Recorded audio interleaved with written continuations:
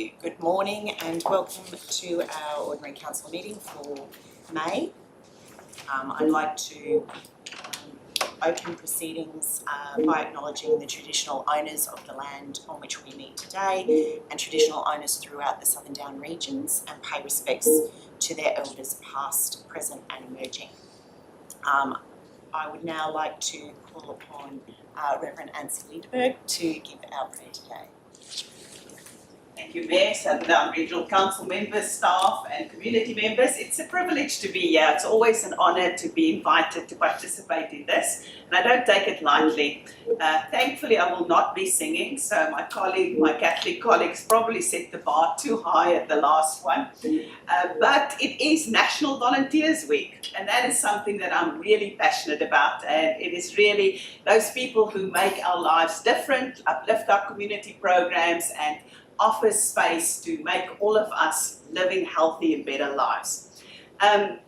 Volunteers are often driven by their passions, their hobbies, and their, or perhaps they've been affected by a specific cause and they're driven by that. But today I'd like to give a particular shout out to those that some of us may call volunteers, but in the Christian community we call them disciples. Apostle Paul wrote a letter. He wrote a letter to the Galatian church. He says, serve one another humbly and in love. And Peter wrote to the Christian community and he said, you are a peculiar people, a holy nation set apart to do good works. And I love that term, peculiar people, because Christianity as a hobby, as a passion, just doesn't cut it, even for unbelievers. Those are people who are committed to the places in which they live, laugh, and learn to make a difference. Actively seeking places to come alongside community organizations and stuff to make a difference in their communities. They are people who will build homes. They are people who will bring in support services for vulnerable people. They are people who will befriend the poor, the lonely, and the marginalized. I want to give a shout out, particularly this week, to those people. They're often unnoticed, they're often in the background, but they are the ones that are really the salt of the earth, making a difference in all the projects. And I want to affirm the Southern Downs Regional Council for having opportunities to thank these volunteers this week. I know you've been to Stanthorpe last week and Warwick will be on Friday, so we look forward to the affirming of those wonderful people that makes a difference. And today, as you make decisions, I trust that you will continue to consider those who serve with you in our communities. Let us pray. Loving God, today we are thankful for all those volunteers who selflessly give time, treasure, talent and energy to make this place in which we live, laugh and learn an incredible, beautiful place where all can find a home. We pray, Lord God, that you will bless them, that they will feel valued and appreciated, that they will know that their contributions are so needed for us to be a community. As this council continue to support and encourage them, I pray, Lord, that you will grant wisdom and compassion as they make decisions that impact all those around us.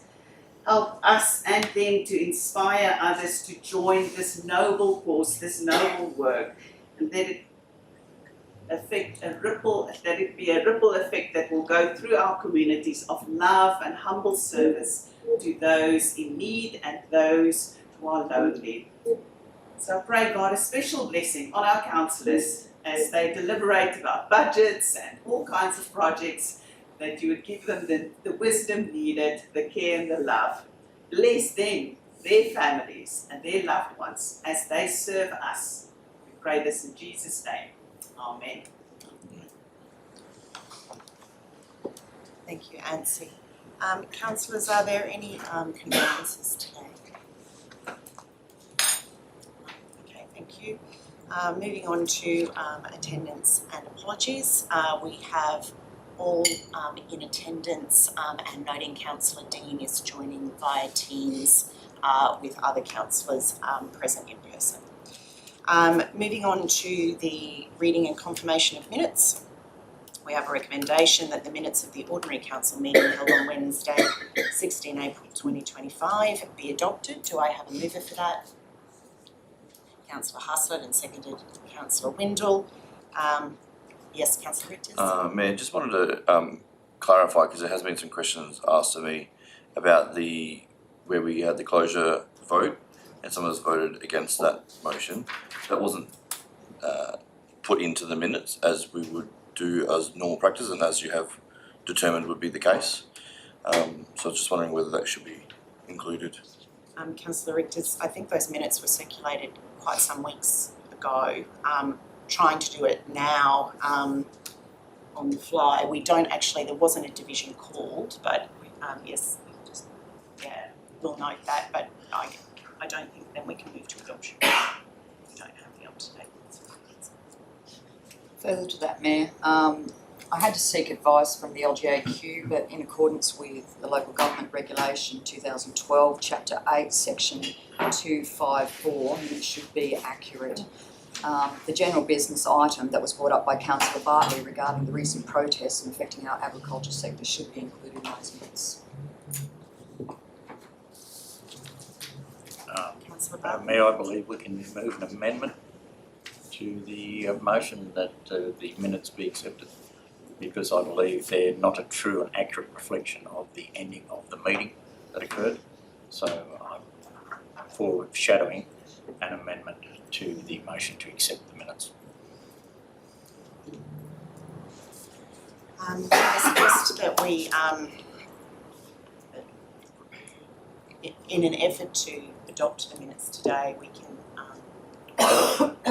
we could lay the matter on the table for later in the meeting and get the information required on voting if that suited councillors. Mayor, the advice that I received yesterday is that certainly the manner in which Councillor Bartley is dealing with it is appropriate. You can actually put in that there be a change and move a motion. That is quite appropriate. Councillor Bartley So, has. Madam Mayor, I'm moving that an amendment to the motion that we adopt the minutes of the previous meeting to include the general business item that was raised, as previously mentioned by Councillor McDonald, and how the vote was undertaken. And seconded. Councillor McDonald, thank you. And you have that on the screen.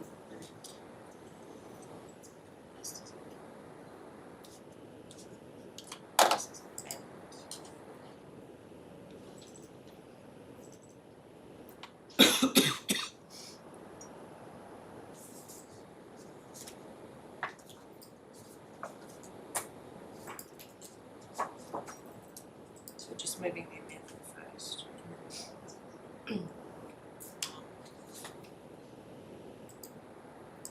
I think it would be more accurate to say, Councillor Bartley, would you be open to saying to include the item raised in general business? The item, yeah. Yeah. And I don't think it has to be specifically mentioned what the item was, providing it was an item that was raised. Raised in general business. Yeah. So you're happy with that, and Yes. the second is that work was undertaken.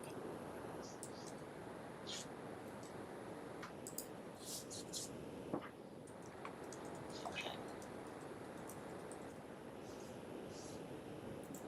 Yep, okay. I think it should be the vote was undertaken to close the meeting, because that was part of the process as well. That's where the vote was taken, and that's what the vote was taken for.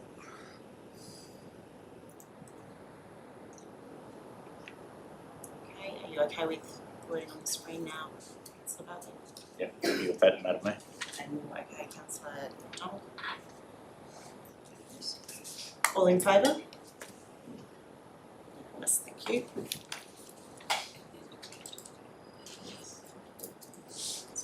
No, that's the amendment motion. I'm happy to stay as the mover of that, the minutes with that included.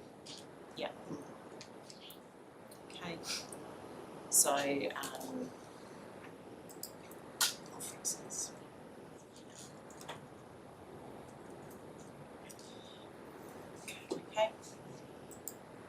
So you're happy with that? Yep.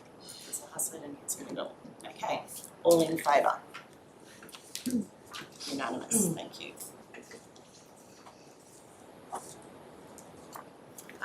Declarations of conflicts of interest. Oh, sorry, yep, actions from the council meetings. We have a recommendation that council receive the report and note the contents. Do I have a mover for that? I have a question through you, Madam Mayor. We have an item there that is, Just need to move and second before we open questions. Councillor Richters and a seconder. Councillor Pigeon, thank you. there is an item mentioned there without an item number, so I can't mention that. It's the last one. Is that normal practice that the CEO conducts the meeting closure as an action of the last meeting? Because it was a resolution.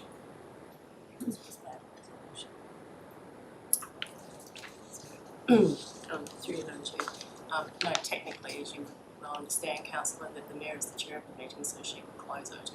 It's the way that the system is recording that resolution. Okay, thank you. Just for clarity, does that mean that this report actually is automatically generated out of the minutes? Is this report automatically generated out of the minutes, is it? No, it's recorded out of another system. Oh, okay. Okay, anything else, councillors, before we go to a vote on that one? Okay, all in favour?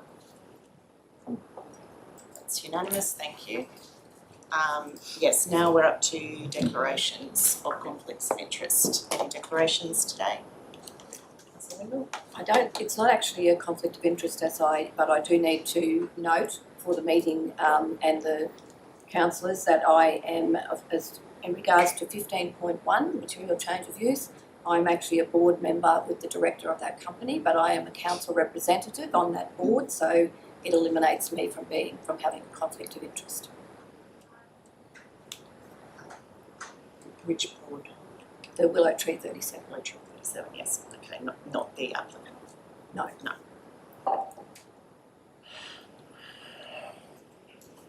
Anything else, councillors? We're not taking that as an actual No, conflict of interest. Councillor Windle was not actually declaring a conflict, so there is no requirement for a vote on that. It's just noting. Anyone else? No, thank you. Okay. Now, the mayoral minute, I'm not proposing to move a minute today, but we do have a deputation. So if everyone is okay with that, we will have the deputation at this point in time. We gave them, indicated to them that they would be able to speak at about 9:15. So are councillors happy with that? Okay, thank you. Chris? Thanks, Madam Mayor.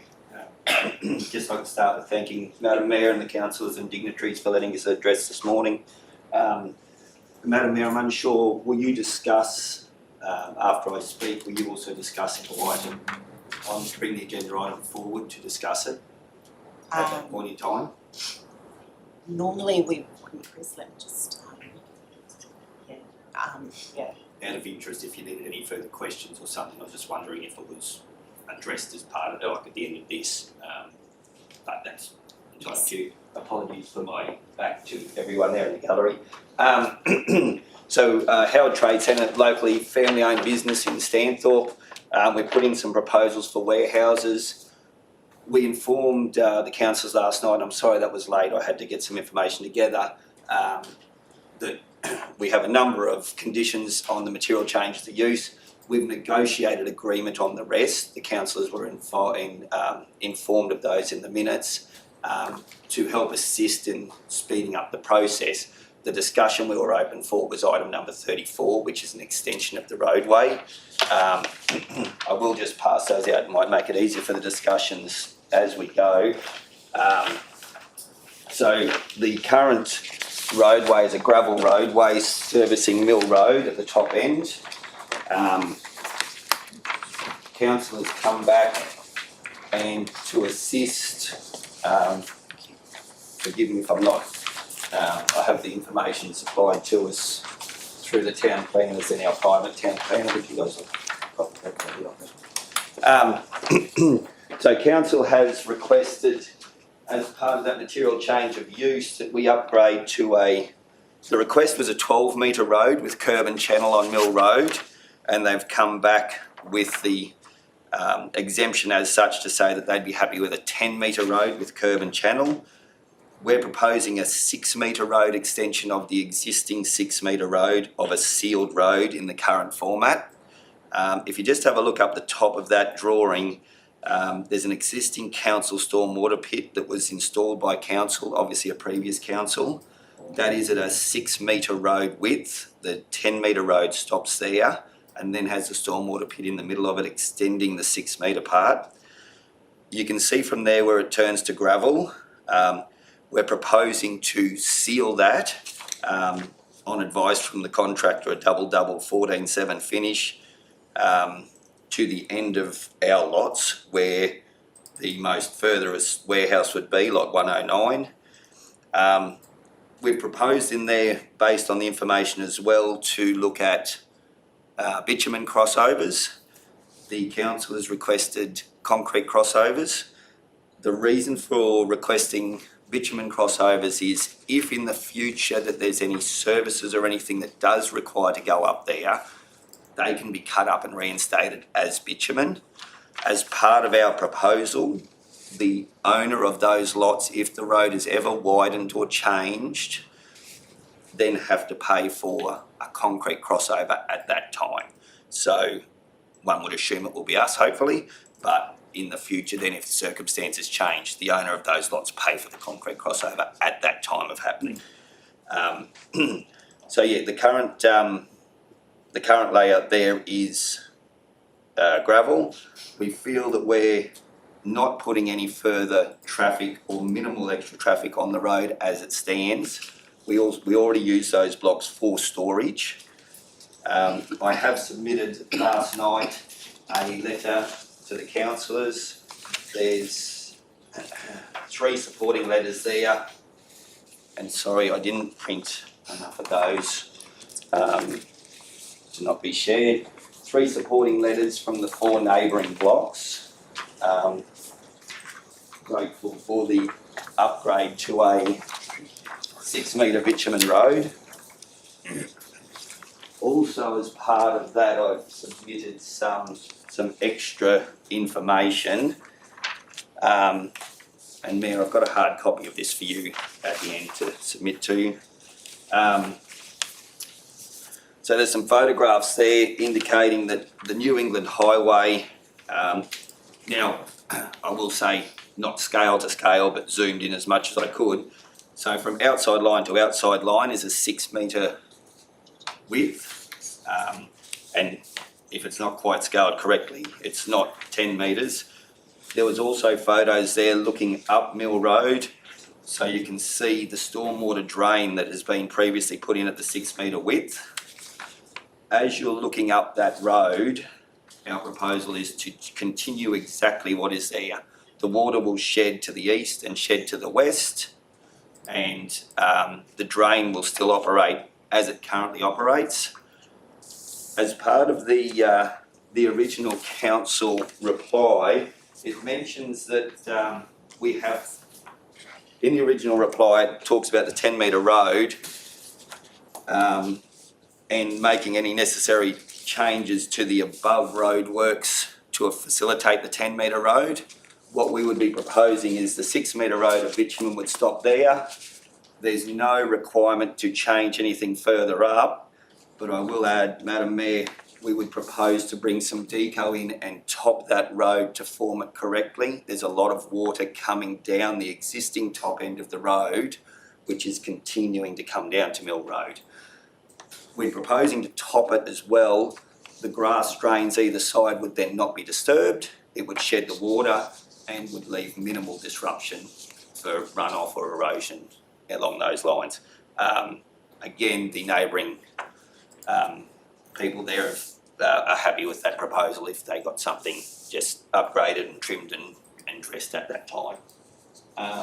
So just a bit of background, I did also submit last night, again, local family owned company.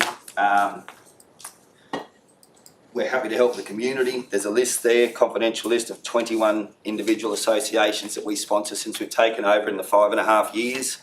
I've also submitted a list there of 196 local contractors that hold trade account with us that we currently deal with, and that was excluding other primary producers and that in the local area. That was just targeting the trades there. Madam Mayor, we're just proposing to get the additional storage so that we can continue to service the community and everyone that we're currently servicing at a easier, simpler, more reasonable distribution area. So, did anyone have any questions or any discussions that I haven't covered in summer? Again, I'm trying to limit. We've agreed on the negotiated decision notices. The council planners and that have been going backwards and forwards, which is fine. We had I think there was 40 odd conditions. There was about 8 we were in discussion with because we weren't clear on or we wanted to change. They've been great with that. The road we just feel is excessive for this development to go to a 10-metre road with curb and channel. I'm not 100% sure how it would actually work with the curb and channel. You can see down one existing side that it's zoned low residential, but it is fairly rural.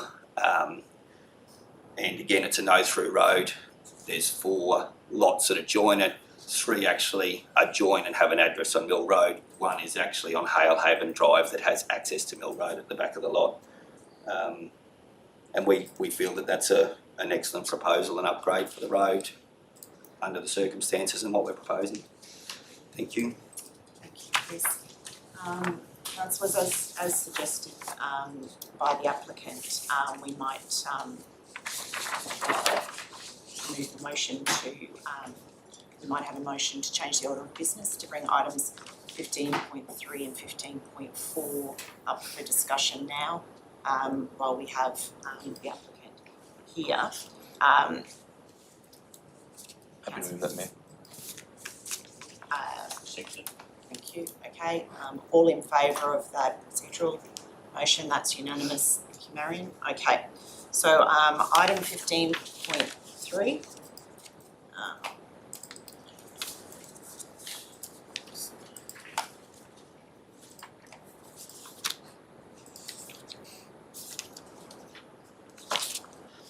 We have a recommendation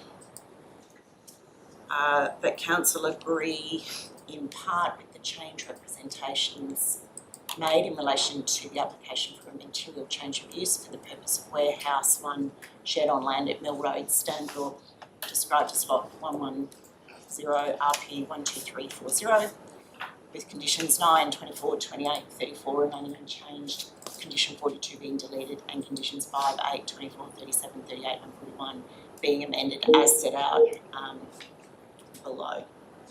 Do I have a Mayor, question about the actual recommendation before someone can move it. Given the applicant has just said that there was a negotiated decision notice about everything but 34, should we only be now considering condition 34 in the recommendation? I'll pass that to Thank you, through you, Mayor. What we've had to do is put the entire report of each of the outcomes up to you for decision, given that there are some that we're recommending against settling. So what you need is still decide all of them. It's just that is that one condition that really is the nub of the conversation with the applicants. So you make a determination. You might make a determination on all of them, of course, and have a different position, but the balance of them still need to be formally decided by council, because we've put this up as one combined report Okay, thanks. per site. So do I have a mover for that recommendation?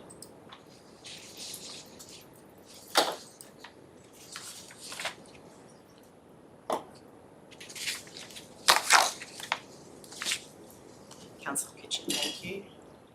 And a seconder?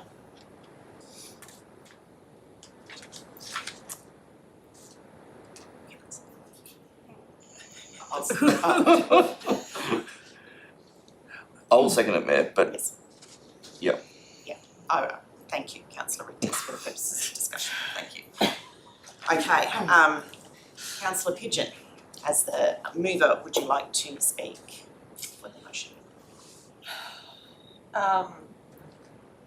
I just thank you for coming and seeing us today, the insight behind it, and I also thank the planning department for all of the work that you have done. Actually, Councillor Pigeon, I probably have a question for the staff. Does anyone else have questions before we enter into the formal debate? Councillor Winters, yes. What I would like to seek clarity on is, out of the information we have been provided in our agenda, what is or isn't agreeable with the applicant? And where are the points of differentiation? Through you, Mayor, if I could summarise, but I'm not sure the protocol here, I'm just going to look straight back at the gentleman to make sure what I'm saying is right, and if I don't get this right, feel free to correct me.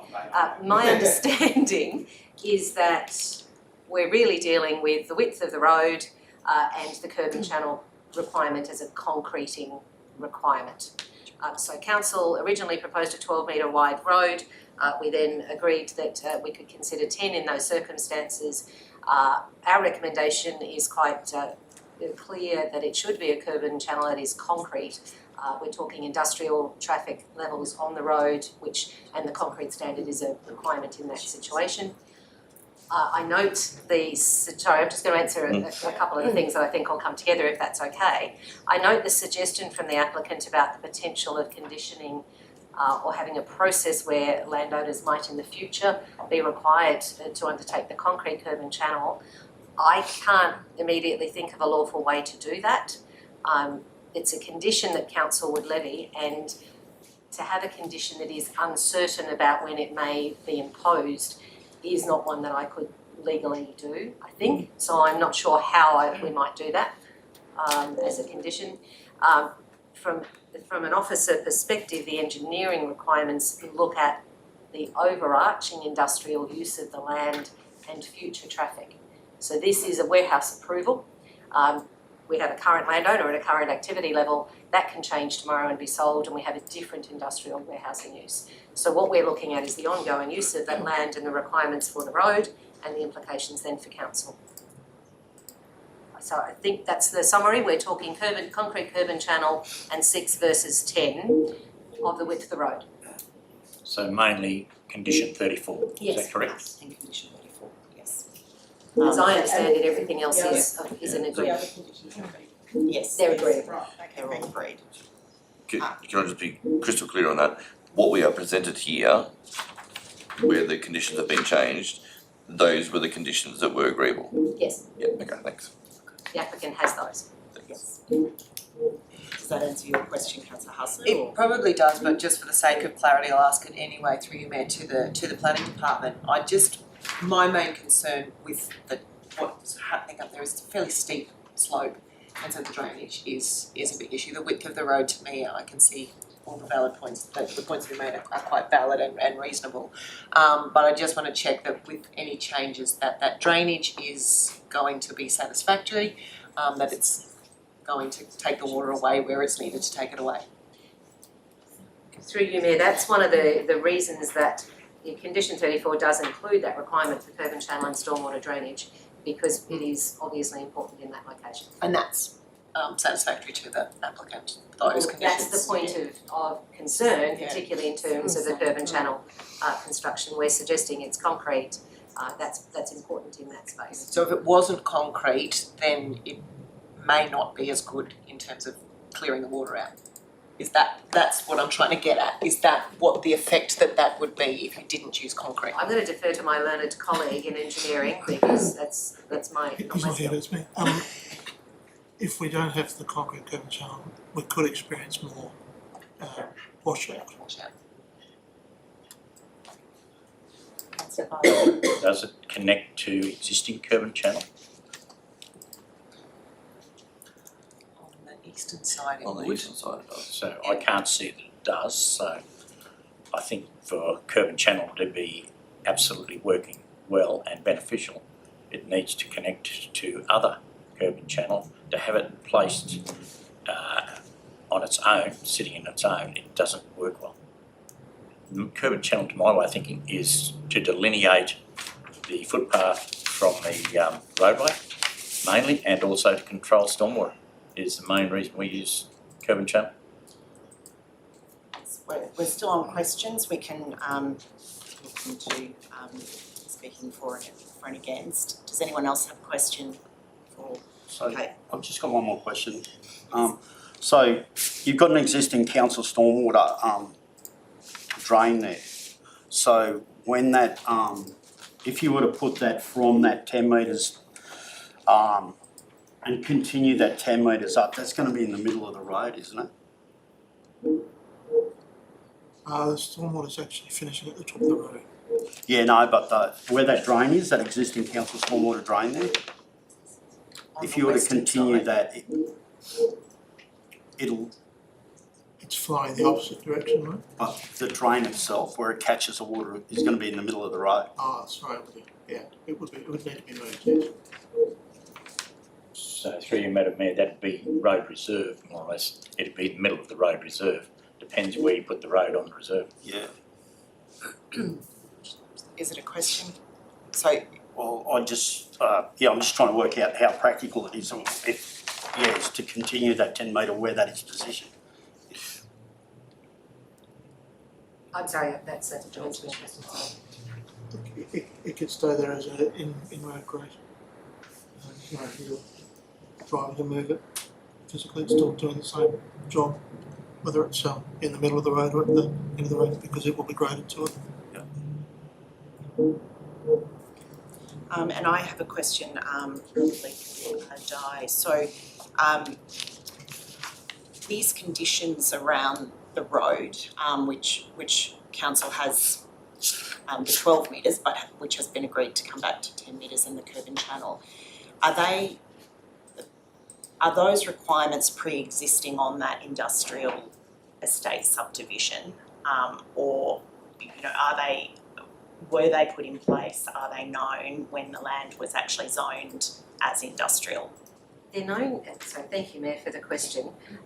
We've just been checking this morning. We think the lots were created in about 1970, so I haven't looked at the conditions that would have been levied. The requirements in terms of the road standards now are in the current planning scheme and are publicly known. So I'm not sure of the scale of due diligence that the applicant went through from a design perspective when considering purchasing the property, but they certainly are known. And how they work is that, I'm sorry, I'm also probably partly answering your question, Councillor Watling. Each property is responsible for contributing to its component. And then council, there may be works that council has to do that are outstanding from a past change. Or at some point, what the concern I have is that if the road then functions as a full industrial road with industrial warehouses, you'll have to come back and retrofit. And that's an expense to council rather than the contribution by each property to that upgraded standard of activity and impact on the road. So yes, they are known publicly as standards. Can I ask one more question? Absolutely. Yeah. So my other concern is, so there's no services up there at all, up there towards the end of that road. So I think like Chris said, with them concrete crossovers, if he was to put concrete crossovers, they've got to be cut. Whereas if they were sealed, just bitumen sealed, they could actually run those. They could cut them and redo them. It's going to create a bigger problem if they're concrete crossovers to put services up there in the future. Is that right? I thought the report, sorry, Di, I thought the report said that there are that reticulated services are available to the lots. Is that the services are? Sorry, Angela's Sorry, there's got that response, Mayor. Oh yes. Yeah, through you, Madam Melissa, there's reticulated water available to the properties. Reticulated sewer is a condition that's been imposed, and now there's alternatives for that one, depending on how those warehouses are used, as to whether connection is required or a on-site system.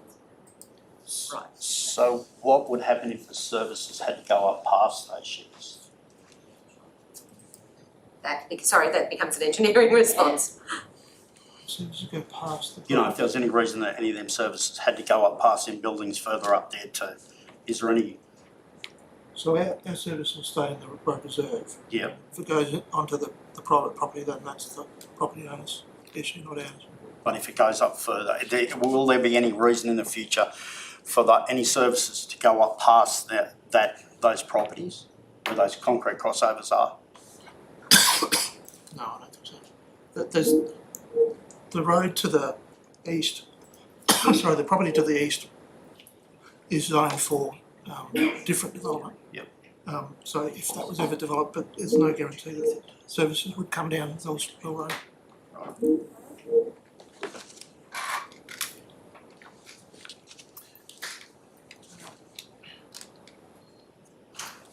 So, coming back, Councillor Kitchen, speaking for the motion, absolutely. Well, I was just opening up the discussion really to start with, so I feel that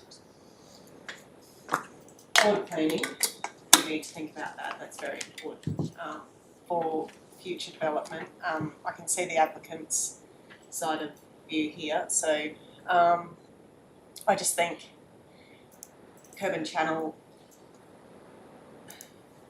if it's non-existing, is it going to cause a problem? That's my main concern with it, but yes. Are you speaking against the motion, Councillor Riches? I'm not really sure if I'm for or against it, but I'm just speaking. Yeah, I was just wanting to open it up for discussion. Does anyone want to speak against the motion? Councillor Bartley. I'll speak against it, Madam Mayor. Firstly, I think we've been told around this table not to create assets because we can't maintain the ones we've got now. We're already so far behind our reseals on our roads, it's not funny. So we're going to talk about insisting on more seal, more width. I think a 6 metre one is enough in reality, considering the amount of traffic that will use that road. And into the future, if it does become more utilised or more development occurs, we can condition it as such then. But given the level of development here, I think 6 metres is adequate. We know there's a significant road reserve there, but it doesn't all have to be utilised. Once you curb and channel, it has to be fully sealed to the curb, otherwise it doesn't work. So the applicant's requesting 6 metres, I think that's adequate for the frontage. There was also a paper put out once that impervious surfaces are not the best result for the community. You're better off to have some area where the water can soak into in stormwater events rather than try and drive it all into one point. That was put out once and I saw the sense behind that, where you're better with a amount of vegetation between the footpath and the sealed road. So I see it as an unnecessary expense to the, and I'm not taking into account the affordability to that, but I see it's an unnecessary expense to council futuristically in maintaining it, because once it's built, we then maintain it. Okay. Anyone else speaking for the motion? Councillor Riches. So I'm in favour of the 6 metre road width. I can see that currently there's no plans to have any further industrial area zoned beyond the lots that are proposed to be used. Yes, the survey plan from way back when they used to draw them does show that there's much more development in that area as far as lots, but obviously that was either not approved or they chose to only go ahead with part of it or something like that. If we were talking about the size of an industrial estate up there as per the survey plan, sure, I can see the reason why you'd need to have the width of the road and the curb and channeling. But at the moment, given the fact that they're the last user on the road, I think that 6 metres is probably sufficient.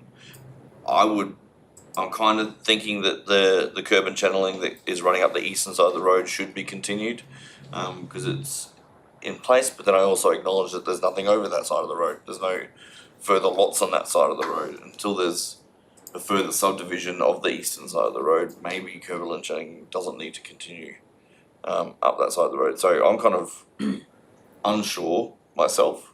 I know that I'm okay with the 6 metre road, but I'm not sure if I'm okay about the curb and channel. The recommendation is for 10 metres, so 6 metres is the applicant's suggestion. So I think, just to be clear on that. That's why sorry, man. That's why I was like, I'm not sure if I'm for or against. Right. Yes. Councillor Hustler. So following on from that, I suppose I'm against, because I don't think it needs to be a 10 metre road. I think a 6 metre road seems perfectly adequate for what's up there and where that road goes and everything. However, I do have some concerns about the curb and channeling. I think that it should continue up the eastern side, as it's already there, so continue that up. And on the other side, based on what I've just heard from the planning department and with regards to the services going up there, I think that does need to be, I would prefer to see that as a concrete crossover on that side. Because, as I say, it's a steep slope. When it rains, the water absolutely comes down there, and there is a lot of water flows down past that area and into Quorpot Creek along the edge of the railway line, and it needs to be managed or it's going to be an absolute mess in the future.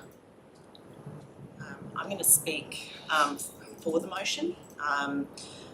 I absolutely understand what the applicant has come here and told us today, and I do empathise with the view of what suits the current arrangements and the current proposal for the lot, but our decision here today has to be about what the future of that area will be and what the future of Stanthorpe will be.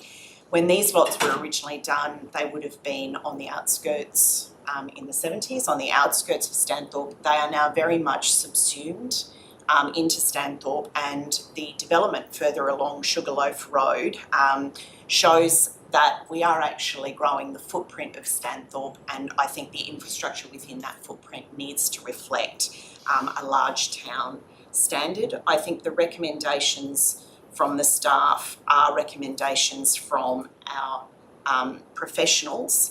I can't see a reason, in some cases with planning, there are overall reasons that reflect the zone itself, but I'm not seeing anything personally in this that would make me overrule the recommendations coming from the staff.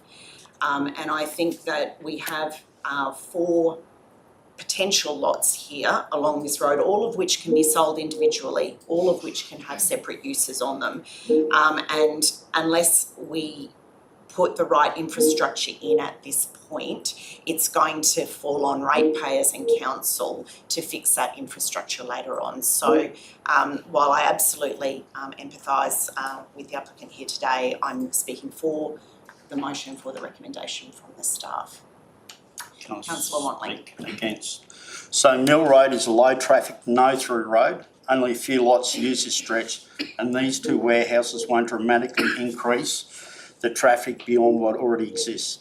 It simply doesn't make sense to apply major road upgrade conditions as if we're servicing a subdivision.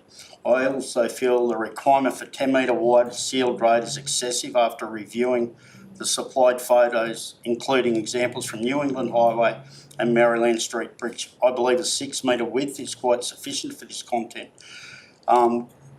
Submitters have received submissions from other property owners on Mill Road indicating they were comfortable with the 6 metre width that carry weight in this discussion.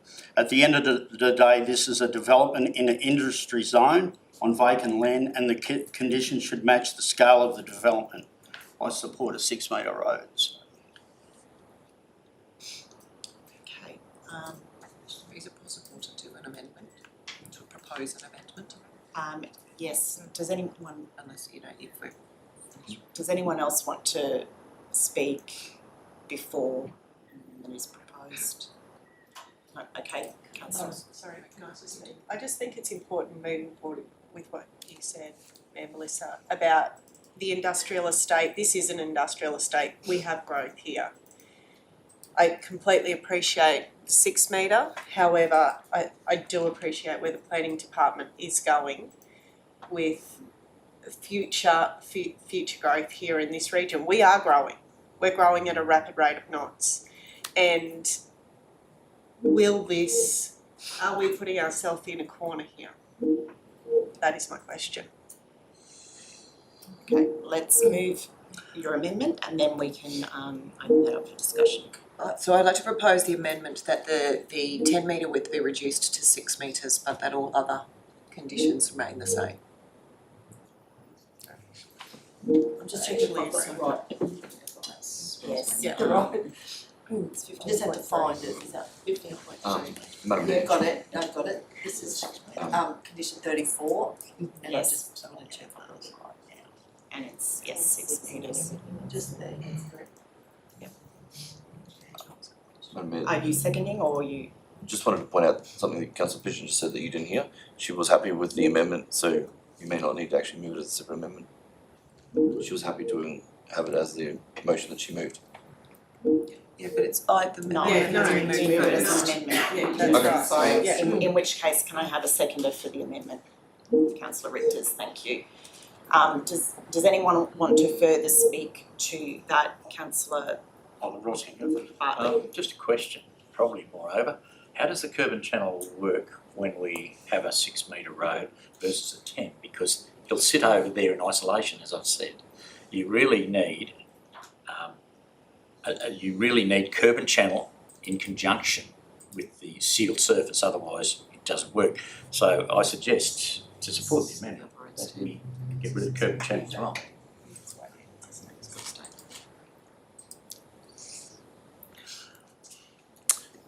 You can still have curb and channel on the eastern side certainly, because it already is there down below. I think it's silly not to put it on that, continue it up that side, because that's taking the water to a spot. There's a point to that. I guess I can see what you're saying on the western side, because there's a storm drain there, drainage of some kind, isn't there? And that must be taking the water, presumably that takes it under through a pipe away, does it?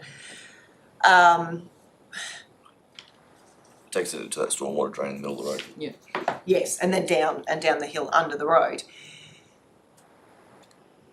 So yes, on the western side, I accept your point, Councillor Bartley, but on the eastern side, I think that the curb and channel should continue up, because otherwise it's just going to cut away on that side of the road.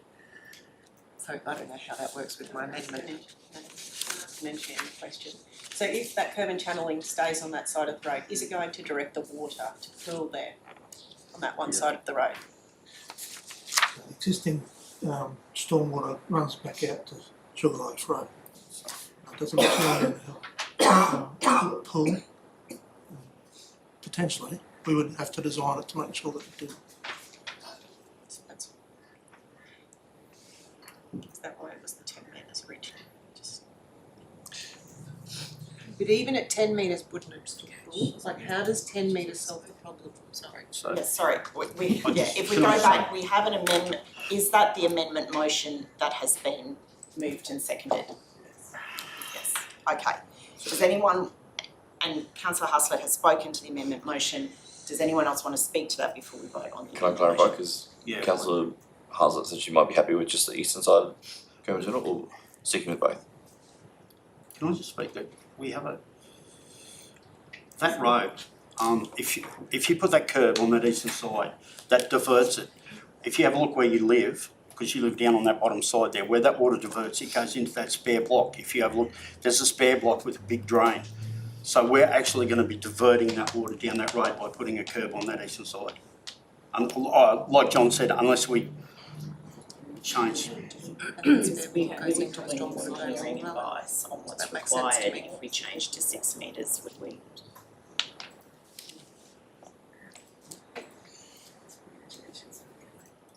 Just find out whether. Yeah.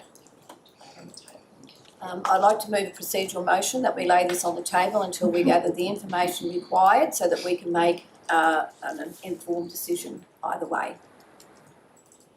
Thank you, Councillor Windle, a seconder for that. Councillor Pigeon, thank you. All in favour? That's everyone except Councillor Wantling and those against. Councillor Wantling. Yes, I think we might be able to follow up with that later on. Okay, and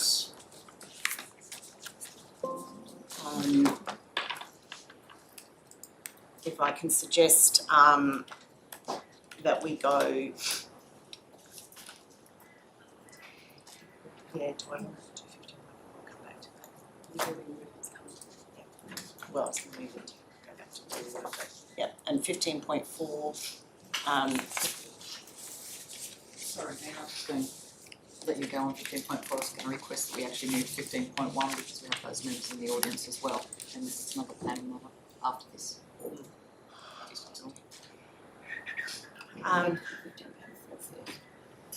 Madam Mayor, wouldn't 15.4 deserve a procedural motion as Same well? thing, the same thing, exactly. So we have a recommendation in relation to 15.4, but Councillor Windle, you have to. I'll move another procedural motion that be laid on the table because we really need to have a full understanding of what we have in front of us before we can make an informed decision. And we've got a lot of questions around this. A seconded, Councillor Richters. Point of order, Madam Mayor. You cannot lay something on the table that has not been moved and seconded. Can I take you moving the 15.4, Councillor Windle, and a seconder? Sorry, Councillor. Is it 15.3 or 4? 4. 15.4. Yeah, and seconder, thank you. And Councillor Windle, are you moving to lay it on the table? Yes, and a seconder. Procedural motion doesn't require a Councillor seconder. McDonald, thank you. Don't worry, Joel. All in favour? Yes. That's unanimous, thank you. I'll look at it tomorrow.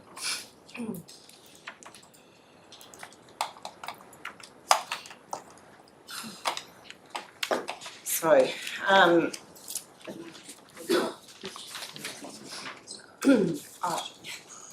Sorry, Madam Mayor, could I just address the motions quickly before we no, I'm sorry, Chris, we've actually moved on from that motion, so procedurally, but we might, we'll see if we come back to that, within the meeting or the next meeting.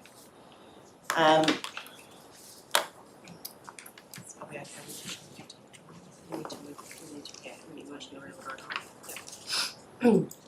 Okay, so I'm going to have a motion to move item 15.1 to be our next item of discussion. Happy to move, Madam Mayor. Councillor McDonald as the mover, Councillor Windle as the seconder. I'll just have to wait for the vote till I can see Councillor Deane on that. Okay. All in favour of that procedural motion? Is that? Yes, unanimous, thank you. Okay, so item 15.1.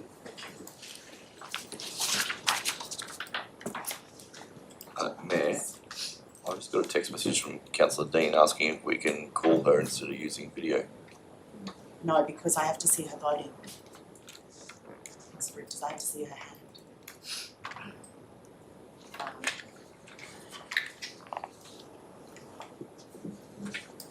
Mayor, we've previously used yay or nay.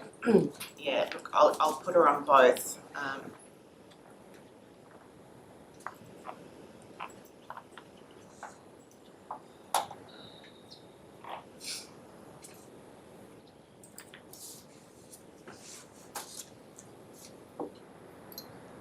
Okay, so she's on speaker as well. Item 15.1, we have a recommendation that the application for material change of use for the purpose of a medium impact industry, food processing and preparing on land at 54 Locke Street, Warwick, described as Lot 1, RP 36413, be approved subject to conditions. Do I have a mover for that motion?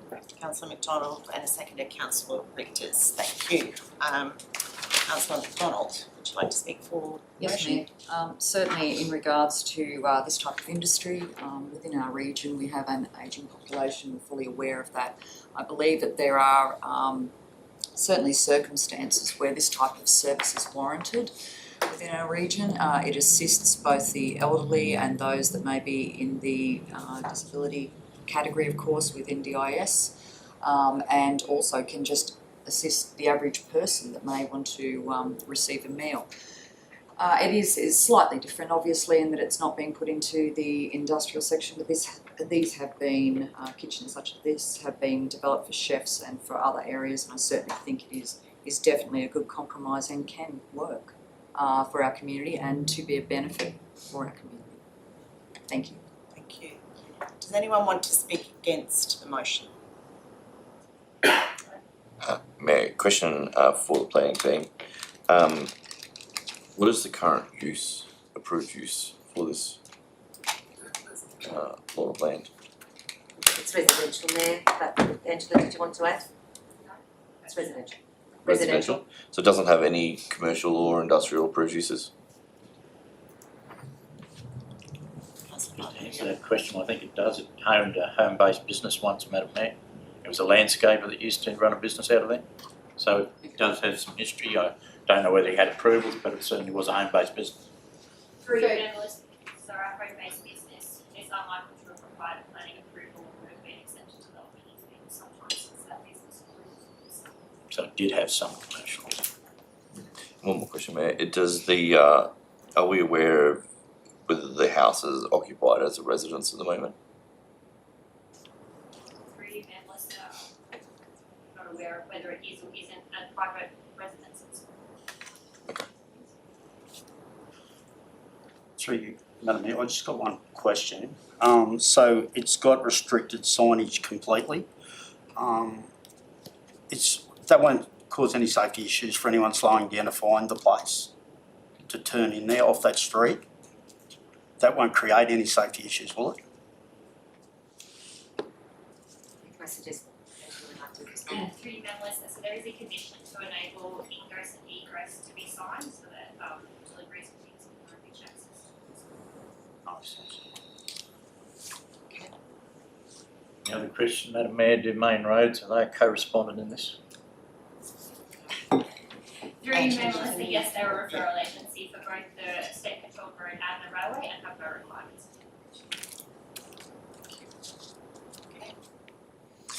Mayor, I think it's great that these meals are going to be able to be produced for the people who need that in our community, and I appreciate the concern. Maybe there's more concerns than just the one we have received about residential properties being used for this purposes, but I think the benefit here certainly outweighs the concerns. I did also have some concerns around people being able to come and go from the property, but I suppose I'm reassured that this particular type of exercise or business or charity that's going to be produced out of here, the people who are going to be coming and going are going to be known regular people to the property. They're unlikely just to be getting off the street people coming and going. So from that perspective, I'm happy to support it, and I congratulate them for their ingenuity. Anyone else want to speak for the motion? I might, Sarah, yeah, Councillor Deane. Just a second, Councillor Deane, we need some volume.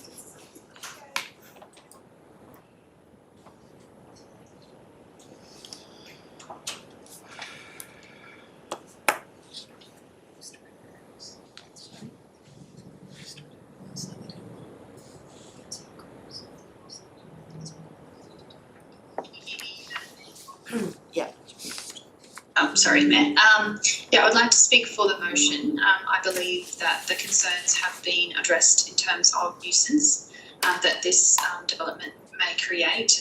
There's only listed that there might be 1 to 2 staff working on site, so that's not much traffic that will be going in and out, and deliveries just once a week. So I believe that there is minimal impact in terms of how many people will be coming in and out of the property. And I believe that in terms of the noise that will be created, it'll be inside a building, so that I don't believe that there will be much noise created from this development either. So I think that this is a great development, and I think I'm voting for the recommendation. Thank you, Councillor Deane. Councillor Windle. If I could just add, Madam Mayor, I'm certainly supportive of this venture. I think it's very well needed in the town, but also the entry and exit to this property is no different to the service station across the other side of the street. So there's no issues there. Well, not that I know of, I can say, and so I don't see this as any different to that. And I'll speak for the motion as well, although I will say that from a planning point of view, it doesn't matter who the user is and what their business is. This is going to apply to the land, so it may not be a charity in the future that is using this kitchen, and we have to address it as if it could be any one of a number of businesses. However, I am still in favour of the application because I think that the conditions that have been imposed cover all of the issues raised by the submissions and deal with them in a reasonable manner. In particular, I think the limitations on operating hours and the noise limit, together with reserving the right to require noise attenuating materials if required, ensure that neighbours will not be affected. The screening around the waste area and the requirements to limit odours for neighbouring properties, I think, deals with the composting issues. And in relation to traffic, the additional 4 car parks for staff and deliveries and no collections of food from the site, I think, limit the traffic. In relation to council's pipes, I'd like to particularly thank the submitter for drawing attention to keeping access to council's pipe and the conditions around no structures going over that reticulation system. So I'm in favour of the motion. Does anyone else want to speak before we go to a vote on that? Can I ask one more question? Is that okay? Or A question, yes. so there just has a requirement here for 500 meals per week. So if you've got a number of, say, 125, is that open to as it grows? Is there a possibility there, or they've got to reapply? How does it work? Good evening, Melissa. Yes, so if they were to exceed that on a regular basis, because the business is growing, they would need to lodge a change application to amend that condition and have the additional impacts assessed as well. Thank you. Okay, going to a vote on that one. All in favour? That's unanimous, thank you. Yeah. Okay, thank you, councillors. Moving back to item 8.1. We have a notice of motion from Councillor Bartley that council revisit the notice of motion that is still laying on the table regarding the attendance of the public at councillor information sessions. Councillor Bartley, I take it you will be the mover of your motion. I am, Madam Mayor. And a seconder? Councillor Wantling, thank you. Yep. Yes, Councillor Through you, Mayor Melissa, I'd like to move an alternative motion that the councillor briefings and workshops policy be brought before the June ordinary council meeting. Thank you, Councillor Windle. And a seconder for that? Oh, sorry. Do we have?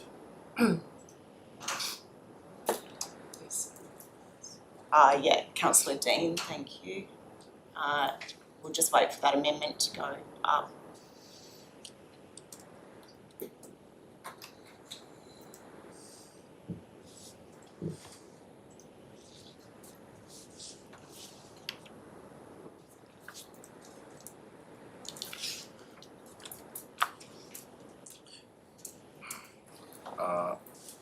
Yeah. I don't think there actually is an existing policy.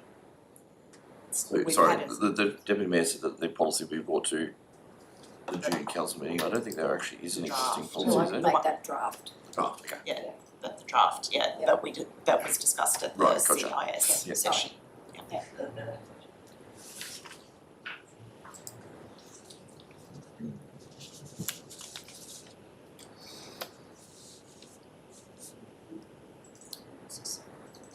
Sarah, Councillor Deane gives the seconder, yeah.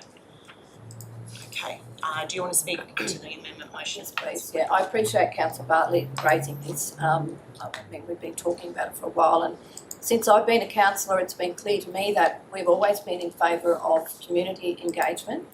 It's necessary to enable our residents to be well informed of the operations of council. However, it's sometimes difficult to bring the community along with each and every topic of discussion. We've tried a few different ways to engage with the community during my time on council. During my first term, we held cuppers with the councillors, where we went out to the small towns and villages on a regular basis, and during the last term we then started to conduct what we call connecting with council information sessions in the small towns and villages. We held those sessions every couple of months or so for about in a 3-year period in that 4-year term, with a total of 18 held. At those meetings, the public were invited to attend during the early part of the session to enable them to have an opportunity to discuss any issues that they had or would like answers to questions that they might have wanted to raise about council. And then after that open session, the meeting was then closed to the public to enable us to continue with our normal briefing session, which was always closed to the public. All of our other regular monthly briefing sessions were held in Warwick and Stanthorpe and were closed to the public. My concerns are that we didn't have a policy, so it's not clear as to how these sessions would be or should be conducted. Having a policy in place will offer transparency on what we are doing, with guidelines in place on the open sessions so it's fair to everyone. As all councillors are aware, we've been talking about this and working on developing this policy, and I think it's time now to put a timeline on it and bring the draft along to council for discussion and adoption. Thank you, Councillor Windle. Anyone want to speak against the amendment motion? Councillor Bartley. Yes, thanks, Madam Mayor. I think we've had enough time, you know. It's lay on the table. It was supposed to be dealt with in November. It's now May. I think there's been adequate time for councillors to form an opinion whether they'd be comfortable with the public in the room in a briefing session. Last session, we didn't invite the public in for the first 12 months, and that was because it was COVID. We weren't allowed to. Okay, so we then invited the public in. If we had a confidential session, we generally held that in the afternoon, kept the confidential items till the end. Normally, and as the press is in attendance today, they were invited, and the public, to attend briefing sessions. They were briefed along with us as councillors. If we had a planning issue come up, we were briefed, the public were briefed, the applicants were briefed, the press were briefed. When they wrote their articles in the paper, they were well-informed articles. They weren't second-guessing, which really was proper, the flow of proper and right information to the community. It's showing us as being transparent, open as a council for doing business. All the information sessions in the last term were generally open, apart from the confidential items that would get retained and the press were asked to leave. Sometimes the press would be asked to leave and they would walk back into the information session after an item was discussed. So I think they worked well. I don't think, and bearing in mind councillors do not have parliamentary privilege like our state and federal counterparts. We have to tiptoe through the chills and we have to be careful what we say around the table. So I think we're all becoming well and truly mindful of that fact. So I believe we should deal with the matter today, as my notice of motion indicates. I'm going to speak for the amendment motion. I do agree that that we need to have a clear policy, as mentioned by Councillor Windle, to ensure that there's transparency on how the sessions are operated, when they're open and when they're not. Councillor Bartley has talked about closing sessions for confidential items. There is no structure without a policy on how to do that and how to operate that in a clear way to the community. Many of our neighbouring councils, such as Goondiwindi and Western Downs, have policies on their councillor information sessions which provide that clarity around how they're operated, what can be done in and out of open and closed sessions. And I think having a policy is a matter of good governance. I would actually like to reiterate that our public meetings are always open. We have people here today for planning meetings. Every month our meetings are open to the public, and I think recently people might have, from my interactions with people, got the impression that council meetings themselves were closed. That is not the case. Council meetings are always open, and both a gentleman who wrote a letter to myself and to the editor when I called him and explained that he was quite surprised. He actually thought these meetings were closed, and that was the impression he had been given by what he had read in the newspapers. I think it's also important to say that all decisions are made in open council meetings. Under the legislation, we do not make any decisions that aren't in these open monthly council meetings. I'd also like to say that in terms of public participation, we always encourage public participation in the development of policies and plans and decision making, and people can get involved in this already under existing policies, including our meeting policy. People can apply to come and speak to us as part of a deputation at these meetings if they have issues of particular interest to their community, and there are clear guidelines on how to come and speak to us in a council meeting in a deputation. People can also write to us and put in objections and submissions when we're considering matters, and we often get submissions on planning matters, for example. So I think that the best way to go here is to make sure that we do have a policy in place, and I think it can come to the June ordinary meeting. We have been discussing it, so I would be supporting the Deputy Mayor's amendment motion. Mayor, I'm a little bit confused, I'm a little bit conflicted because Standing Order 16.1 says that a amendment should only be to maintain or further clarify the intent of the original motion. When you read what's written on the screen, you could probably draw the line that this is just further clarity as far as we're going to bring it to the June meeting. But Councillor Bartley's contribution would indicate that it is substantially different.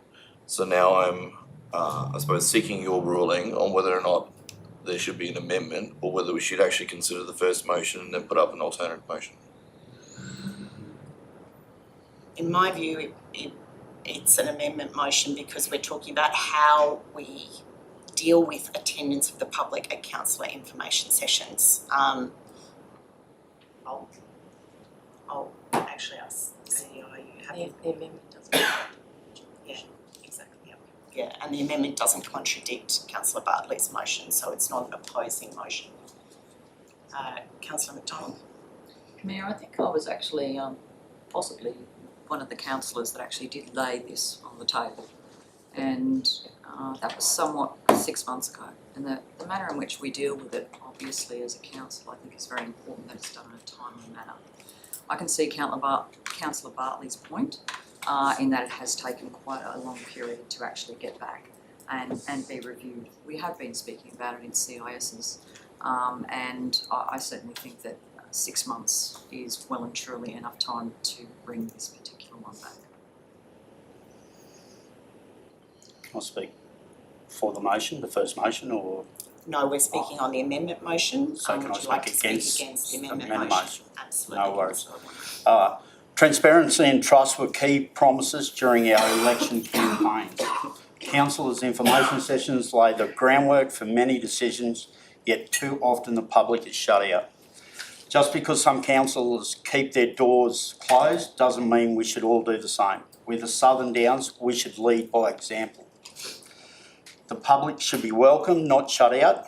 We have nothing to hide in that. If that's the case, let's open the doors and show our community how we work on their behalf. This motion is about accountability and respect. Thank you. Thank you. Okay.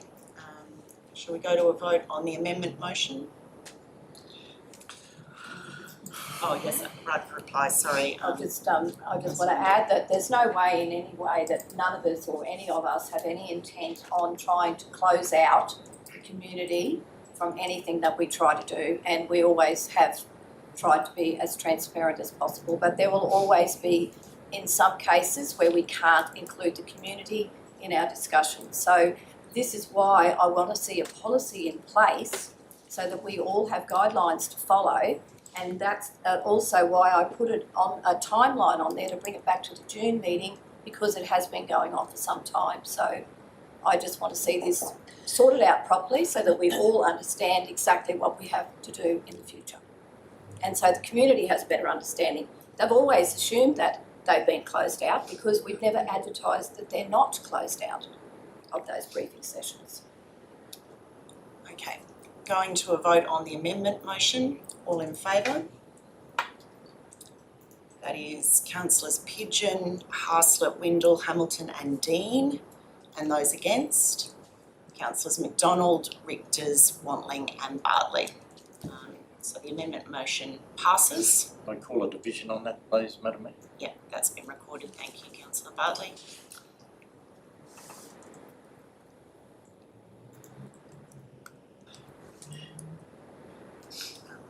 That's it. I now put the amended motion here. Okay, so the amendment, now putting the motion as amended back again for a vote that the draft councillor information session policy be brought before the June ordinary council meeting for consideration. All in favour? Sorry, Mayor. does Councillor Bartley and Watling still want to move and second it now that it's been amended?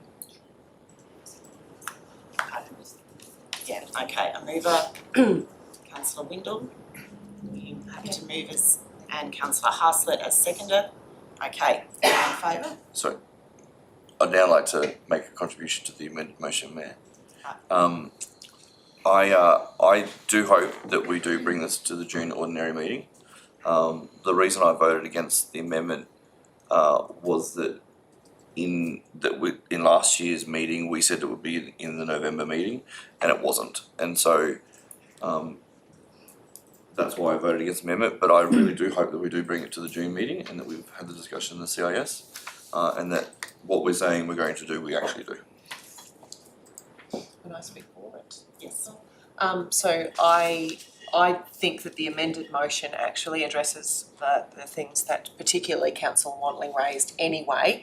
It's just doing it in a slightly different way. I do hope to see it come forward in a timely fashion as well. I think it's really good that Deputy Mayor Windle has put a time frame on it.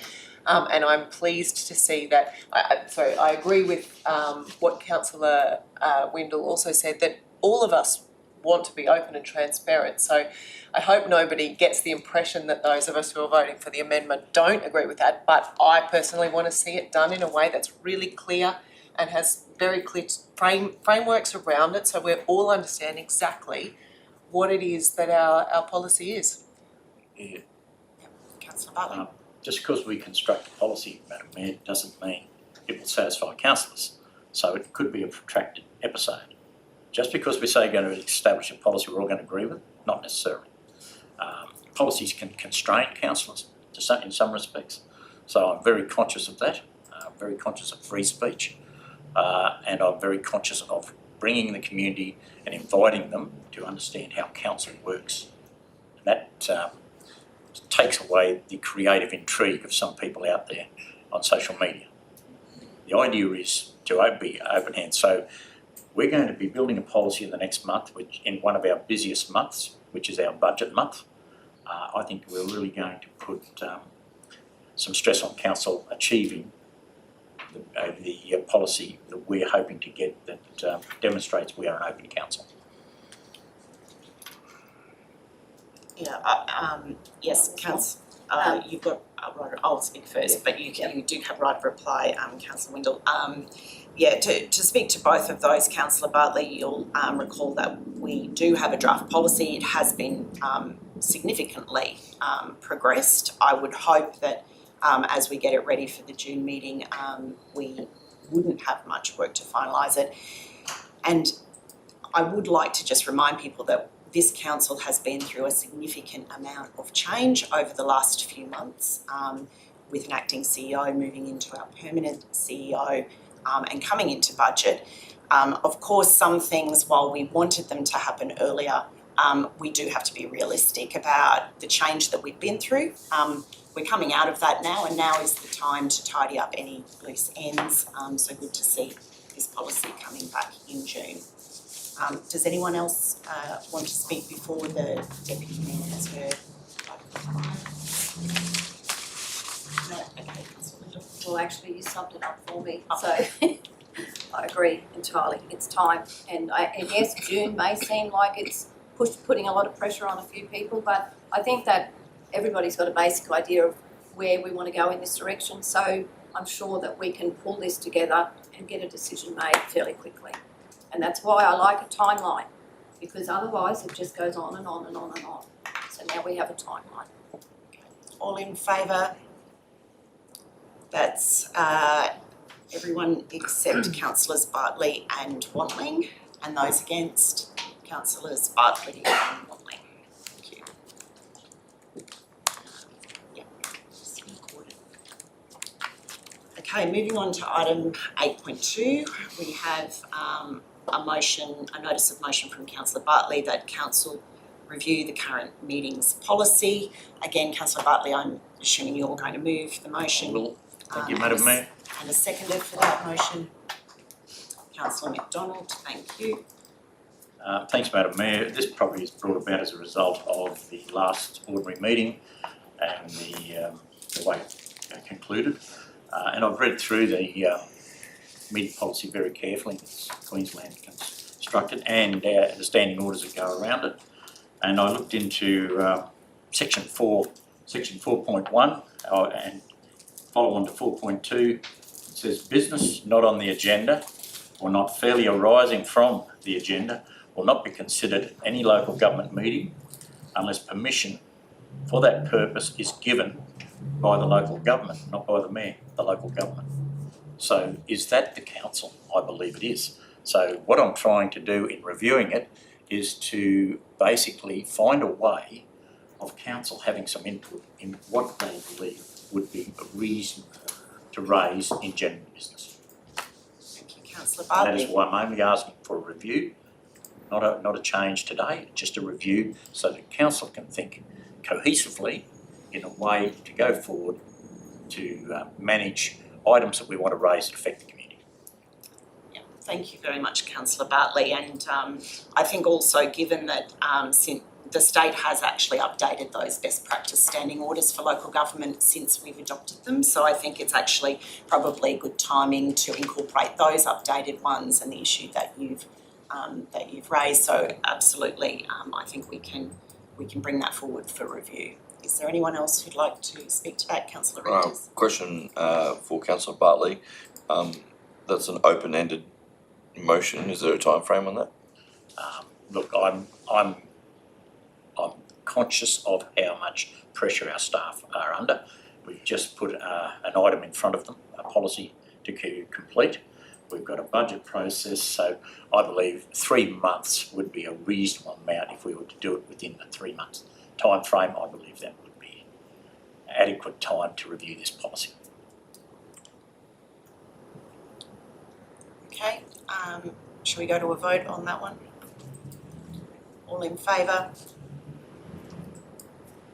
That's unanimous, thank you. Okay. Moving on to item 8.3, we have a notice of motion from Councillor Bartley that council review the current roads policy. Councillor Bartley, you're moving that motion. Thanks, Madam Mayor. And just seconder first. Councillor Richters, thank you. This probably, and when I say road policy, that's a broad motion in the fact that it is underpinned by lots of other policies, substantial. So it is a road policy, but it comes as a result of a response to a customer request on the 23rd of 4th 25, and I was given a response and I was asked to supply several roads that we believe needed attention. It could have been for budgetary consideration, but I was given an interesting reply, and you'll have to bear with me. Basically that we will not be resheeting our gravel roads. They are now called rural formed roads, and I believe in my time living on black soil, the only way you built a road was to sheet it. So, but resheeting apparently is not on the agenda anymore. We call them rural formed roads, and if you go to a document that everyone should have read, it's a very important document, and we referred to it this morning in one of our planning one, it's called the TAMP, the Roads Asset and Service Management Master Plan, and it calls rural formed roads low level roads, provides access to adjacent properties for agricultural operations. And the response to me was that we have 604 kilometres of this type of rural formed road, and if you look at what we introduce in our on our website, which says we've got 1,500 kilometres of gravel roads. So I'm finding an anomaly in the definition of rural formed roads. I believe maybe they should fall into, gravel roads should fall into rural minor access roads, and I think that's why we need to probably revisit the policy if we have moved our gravel roads to rural formed roads. I'll give you an example: Cliffords Road, Gillespie Road, Gwynns Road, Lynham's Road, Reserve Road, School Gully Road, and a bunch more, and probably everything on the eastern side of Warwick fall into rural formed roads, which means they will not be resheeted. They only receive the minimum level of service. If that's the case, I think we're really in a spot of bother if we're going to only deliver that level of service, because in our asset management policy, it tells us to look after our assets, which are our gravel roads. So we're starting to get requests about the requests we've put in for service on those roads. I've already sent out this morning an example of people literally on their knees begging to have their road fixed. It's not as if they've never requested it. I know I've put requests in on it, they've put myriads of requests in on it. They are at desperation point, and I understand where they're coming from. We have customer performance measures to meet in our corporate plan and levels of service to provide, and that's also discussed in our asset management policy. But in particular, we had a document introduced in 2021, and it was called a road hierarchy plan, and that's what supports the TAMP, and I'll call it the TAMP if you haven't picked up on what it already means. So look, external staff, I have the utmost admiration for them. They do a great job in maintaining our council road network, and they can only make this happen where they're provided with good direction and appropriate funding.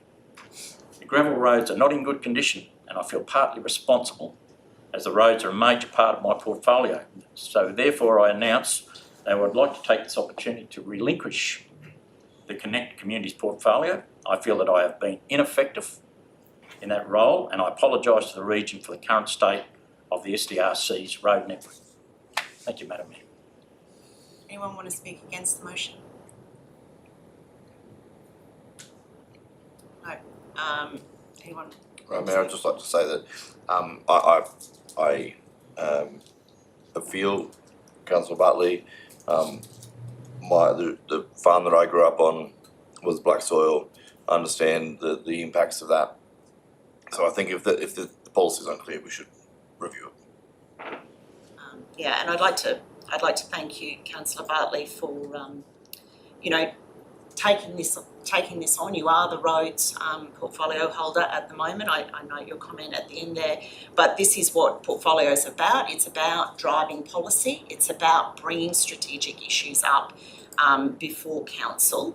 And it's good to see you actually bringing this forward for a discussion at council. You have a lot of experience in roads, which is why you are in there, and we all certainly benefit from your experience in roads. So I look forward to this coming up to a workshop for discussion, and also potentially, I think, then some of our budget discussions as well, Councillor Bartley. Does anyone else want to speak to that motion? Okay, all in favour? That's unanimous, thank you. Okay. Item 8.4, we have a notice of motion from Councillor Bartley. The council send a letter congratulating Vic Pennisi on being appointed the chair of the Queensland Grants Commission. So moved, and a seconder. Councillor Haslett, thank you. Councillor Bartley. Thanks, Madam Mayor. I think Vic Pennisi has been a long-term resident of our region. He's contributed not only as an elected representative for some 20 years, the Chamber of Commerce and in a volunteer capacity in many roles in the community he lives in, always willing to give a hand and help anyone out that needs a hand.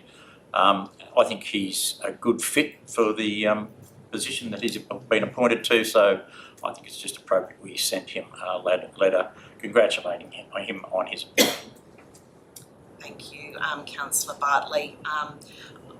I'll speak now before others, just to let everyone know that those letters have been sent not just to Vic Pennisi, but actually to all of the new appointees of the Grants Commission, Ms McNamara, Mr Scott and Ms Sandow, who were also appointed. It's an important body for us as local government, and I think it's incredibly good news for our region that our former Mayor, Mr Pennisi, is in fact the chair of that Grants Commission. Hopefully we will see some movement on the reinstatement of the 1% federal assistance grants, but also on the timing of payment of those grants. And I know that the Minister has actually asked the Grants Commission to focus on that timing issue, particularly given that it led to numerous local governments actually recording losses in the 23-24 year. Luckily, we weren't one of those councils, but 52 of the 78 councils in Queensland did record losses because of the timing of the payments of those grants. So I think it's definitely worth congratulating Mr. Pennisi. Those letters, as I said, have been sent, and it's been a big month for sending letters like that with the election as well. And for any councillor, it's a big region. We've got a lot of different communities and a lot of outstanding people in the community. So if you have someone that you do think we need to send a letter to, please bring it up straight away. We don't have to wait for a council meeting. We can do it all throughout the month. Councillor Richters? Question, Mayor. When was that letter sent and why wasn't it included as correspondence in our agenda? It was sent on Monday, Councillor Richters. As I said, I've been working through the letters, and thank you to Councillor Bartley for pointing this out, but it was after the agenda went out. So it'll be in next month's agenda? I don't. Yeah, we can probably put all the letters in that have gone to numerous people. Anyone else? I was thinking the same question, but you've answered that very well. So I guess the motion doesn't really even need to be put, given that that's the case. But I do think it'd be good to have a little bit more detail in our correspondence, so that we are all of us are all aware of this correspondence, because we didn't know. Look, and I would say to councillors, feel free also to send your own letters of congratulations wherever you want to. You do have your own letter in. Okay. All in favour of that motion? Unanimous, thank you. Moving on to, we have no correspondence, no petitions, no joint letters.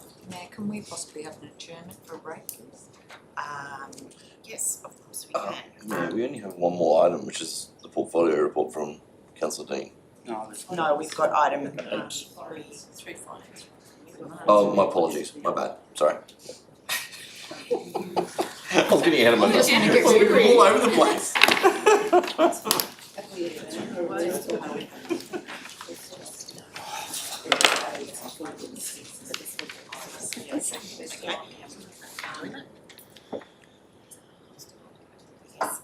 No, I was asking a question. So, do you want an adjournment, Councillor McDonald, or do we think we can push through? I appreciate an adjournment. Adjournment, okay. Thank you. Okay. Shall we move an adjournment at 10:39 a.m. All in favour? That's unanimous, thank you. Okay.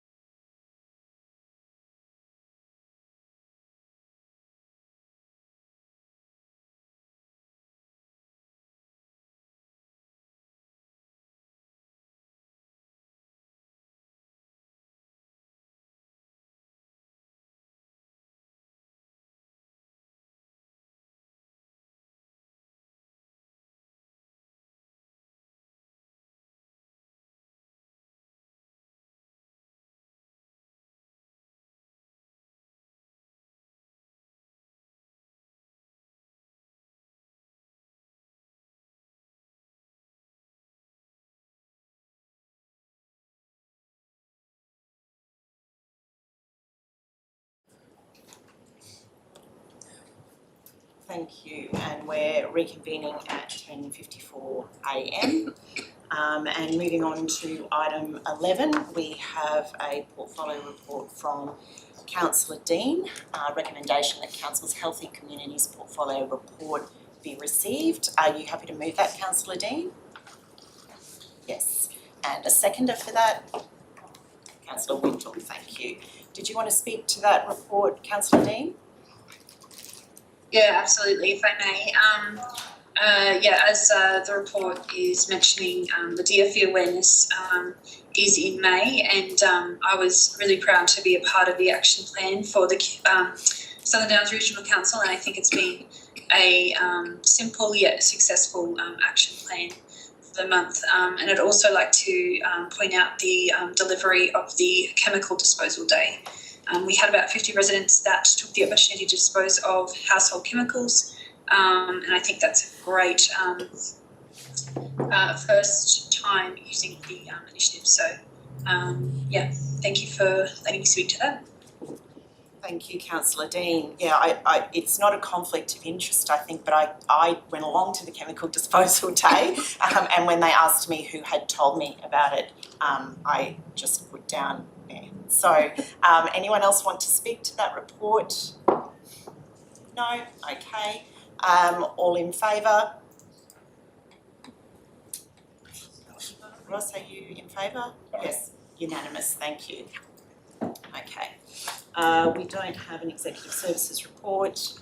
Mayor, I have a question in regards to where the executive services report would be, which says nil on item 12. I'd like to speak to it if possible. There's no recommendation. I'm not asking for a recommendation, I'm just speaking and asking questions of that particular area. There's no motion to ask questions of Councillor. Well, the concern I have is that in 5 years that I've been a councillor, I have never ever seen executive services come up with a nil report, and I've never seen infrastructure services come up with a nil report. So there's a couple of areas that are prior to the budget that I would like considered that are interlinked between the corporate and the operational plans, and those are the local housing plan. We can take this on notice and you can speak to the CEO after the meeting, but we don't have an item that we are currently discussing. Well, I think there are items that need addressing prior to the budget, Madam Mayor, and I would like to actually speak to those and ask for them to be taken on notice so that they can actually be fleshed out. The public should be able to see that transparently, and I would like to actually speak to those. I'm going to take you back to the standing orders and say there is not an item here.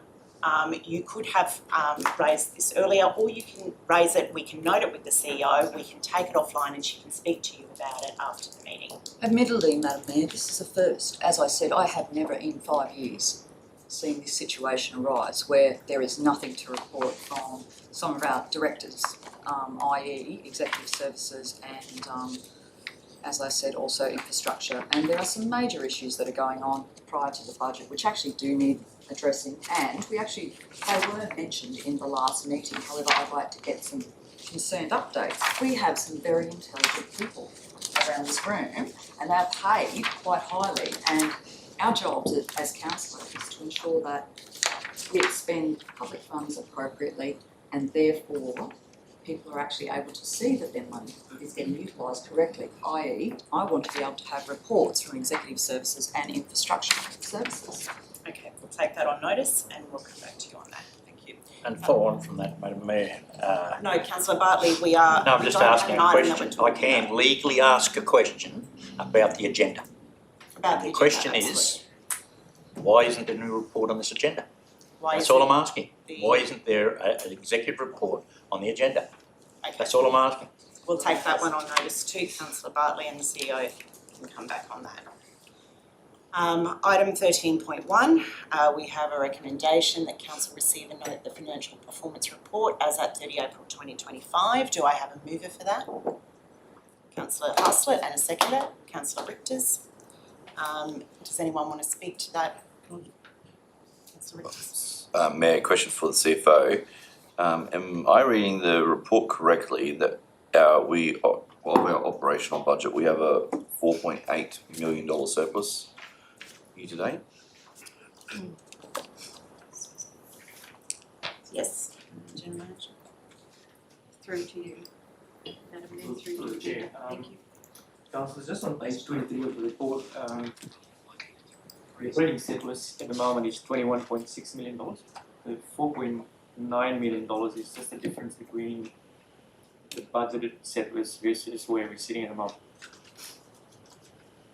Okay, thank you. So the 4.8 is the surplus above what we were anticipating a surplus of. The variance against budget, yeah. So we're currently sitting at $21.6 million surplus. $21.46 million. Through you, Mayor, I just got a couple of questions. Yep. Right, so, No, councillor won't link it to me, yeah. The question's through the chair and I direct them, so, okay, will I speak to you then? yes. Okay.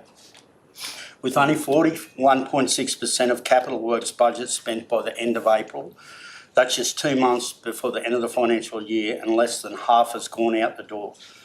Also, 10.4 million is committed, but that still only brings total to 57.4% of the capital budget. Are we at risk of unspent grant funding? Thank you, councillor Watt. Yep, welcome. I'll take that on notice, I'll ask Nick to come back and do a full system of capital.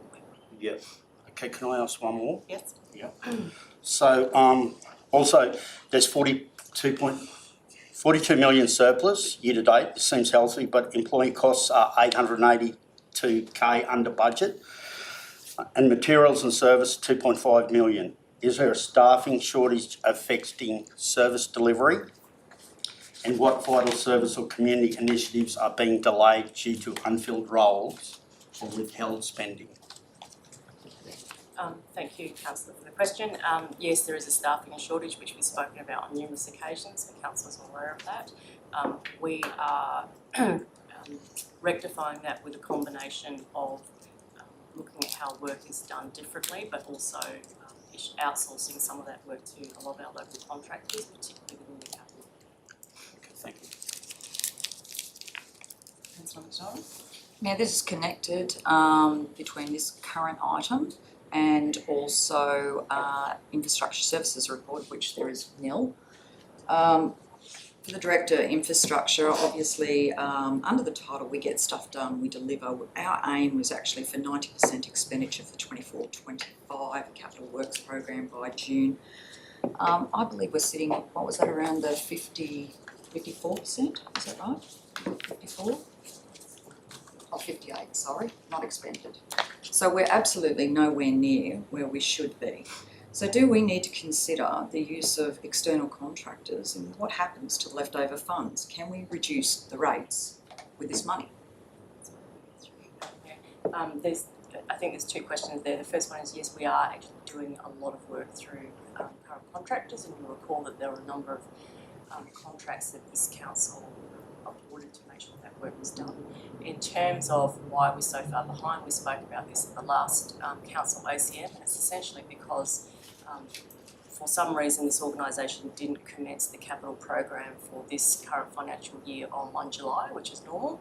It didn't really start until about October, so we were always 3 months behind our capital program in terms of timing. What happens with the leftover funds? Yeah, so that goes into the carryovers, which has been discussed with councillors at a capital budget sis. So you would have seen the spreadsheet that outlines all the capital program, has earmarked where the carryovers will go from this current financial year. Okay, so does that have an impact on reducing rates, or could that have an impact on being able to reduce some of the rates for our ratepayers? So that's a decision for councillors to make as to what you want to do with the capital program. So there is possibility for that. As I said, that's a councillor decision. Thank you. Also, in the last meeting, CEO, I spoke about gaining a clearer picture with the vacancies within the organisation. Have we actually achieved that at this point, so that we know how many of those positions aren't actually staffed, and we may be able to make further savings on the ratepayers? Do we know when that is likely to be sorted out, the org structure? By the end of the financial year. that may make it difficult to actually factor that in if it's that late. That's the concern that I have if by the end of the financial year, and we're bringing down our draft budget 24th of this month, is that correct? 28th, sorry, my apologies, on the 28th. So that would make it very difficult to actually work out where the savings would be. Is there any way of bringing that forward? I'll take that on this. Thanks. Any other questions, councillors? Question more contribution to the discussion, Mayor. As everyone would be aware, I asked quite a few times last year about the capital budget underspend, and totally take on board the point that we started late. That kind of explains at least half of the capital underspend. But I'm also now concerned about our operational underspend, that we are all currently being harassed constantly, not harassed, what do you call it? Contacted consistently about the state of our roads, the state of the slashing of grass on the sides of roads. So we have what would appear from the community's point of view a lack of service delivery for them, and then we're sitting here with $24 million extra in the bank that we haven't spent. I think the two of those don't correspond with each other, and I think that I hope that when we get to the discussions around the operational budget for next year, that we can be realistic about what we're going to achieve and what we're not going to achieve, so that the community are not sitting here with this impression when they look at the figures that we're just not delivering for them. Yeah, and look, I'd like to say, Councillor Hustler, Councillor Deane and myself who attended those open community information sessions on Saturday, it was interesting to see one of the questions that we were really asking community members is where they felt service levels were not high enough, and where they might want to actually drop service levels and what their concerns were. So it was interesting to hear actually from them, and I would actually encourage all councillors to come along to those open sessions on Friday and Saturday, and also to hear from the community on that, because we do get contacted by some people, but then other people who only come along once a year have different points of view on some of those items. So it is an interesting process. Councillor Bailey. I did raise this question at the last meeting, Madam Mayor, how our capital budget spend was going this year, and I think the comment made by the manager of engineering was that we're on target. We're going to spend all our money and do our capital works. But I fail to see how that can happen within a month of the end of, almost within a month of the financial year. I share Councillor McDonald's and Councillor Richter's concerns. I really do. And I ask the question, do we have to have such a big capital budget next year in light of the carryover, and it will be a carryover, of this year? And I've still not ever received a response in regards to that. But I guess it will be up to the councillors sitting around this room to make that decision when we adopt the budget. Just to answer your question about next year's capital, you may recall, councillors, we had a capital briefing session in Stanthorpe. I think it was last month, maybe about 6 weeks ago, where we went through all the capital items, and within that is contained what we're predicting at the moment as the carryovers, and really it's your decision, councillors, as to how much of that you choose to fund. Anyway, just through the chair, just a comment on the operational budget. Just wanted to highlight something to councillors. One thing to note though is we have received our rates in April. So the year-to-date numbers that we're looking at includes bulk or majority of our revenue that has been received for the year. What it doesn't highlight though is there will be still 2 months of spend. So you're actually looking at revenue numbers that are quite inflated because it includes majority of our revenue that has come in, but it doesn't include operational expenditure that is going to be incurred in the month of May and June. So yes, we might be sitting at a surplus of over $20 million at the moment, but going towards the next 2 months and getting to the end of the year, we may not be in that position. So at the moment, what we're saying is we are anticipating a small surplus. towards the end. That might not translate into over $20 million surplus when we get to the end of the financial year. I just wanted to flag that there's a phasing issue in there which we need to be mindful of. Thank you, Madam Mayor, for getting that explanation from the staff for us. Is that as a result of rate notices going out late? Because they did go out late, no doubt about that. We normally have them out in February historically, and they did go out late, and you're going to have, well, if we put our rate notices out on time, there's not going to be a great deal of time between when the people have paid their rates to the next lot of payment. Is that correct? Through you, Madam Mayor. There is a little bit of phasing there though, because it's only by a month, but generally that's how, because our rating cycles are set at 6 months, so we pick up the bulk of the revenue during those 2 months, and in those 2 months get a portion across from the expenditure point of view over 12 months. So yes, it does make a little bit of difference, but on the other hand, overall in the scheme of things, it probably doesn't. So that's where we probably need to look at both together, and just understand that the cycle changes sometimes. So. Okay, going to a vote on that item, all in favour? Is that everyone? Yes, unanimous, thank you. Okay. Moving on to item 13.2, we have a recommendation that Council receive and note the minutes from the Audit and Risk Management Committee meeting held on 17 April 2025 and the Chairperson report. Do I have a mover for that? Thank you. And a seconder? Councillor Haslett, thank you. Okay. Are there any questions on that item, councillors? Just got one question. So just in regards to our customer request management systems, when will the customer request system be improved? Are we having problems with it at the moment, are we? Refer that to you. Through you, mate. Through you, Melissa. No, it's an upgrade of software, so it's not a problem in the sense that the existing software doesn't work. It does. It's just that the provider is upgrading. Yeah. Okay. Thank you. Okay. Anything else, councillors? Just a question, Mayor, can the CEO please put on the on a CIS upcoming to give us a short briefing on that updated CRM? Thank you. Okay. All in favour? That's unanimous, thank you.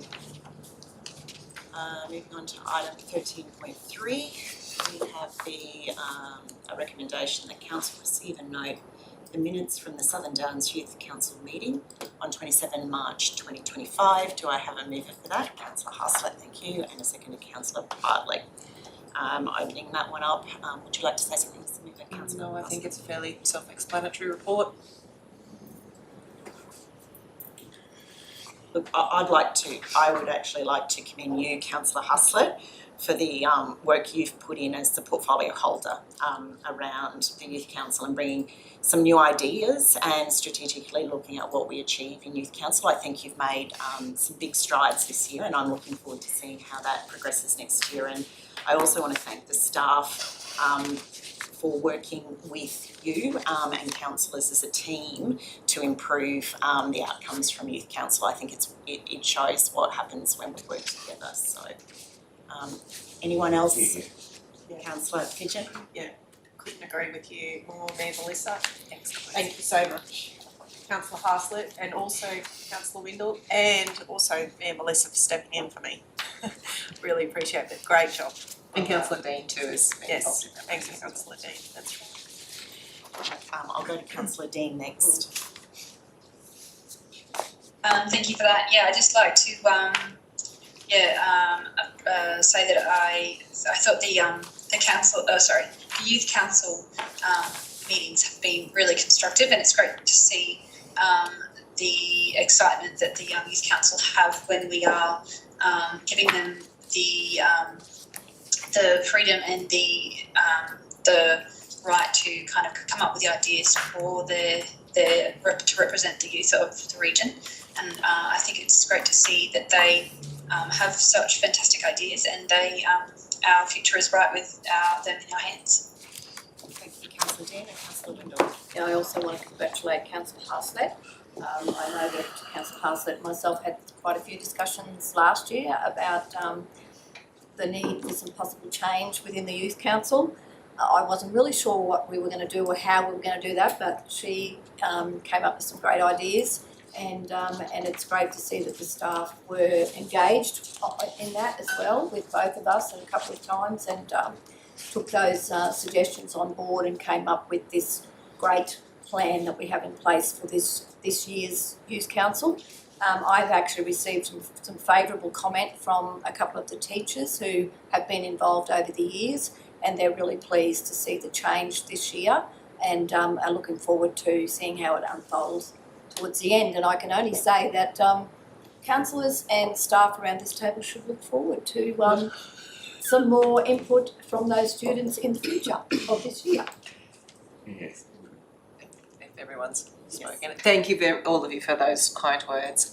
And I would just reiterate what Councillor Wendell has said there. It's been a lovely collaboration with staff over this. It's been really nice to see that, and I have the luxury and the advantage of having a fairly extensive career background in youth teenage education, so that helps certainly, and being able to work with the staff around that is wonderful, and thank you to those councillors who have also assisted me in that. And I also am glad you raised that there has been quite a lot of feedback from the schools themselves that they now see much greater value in putting in the time and the effort that it takes for them as a school to send their students to this program. They're looking forward to the outcomes that they're going to get from it this year compared to what they have seen in the past. So that's a great move forward, I think, for everyone.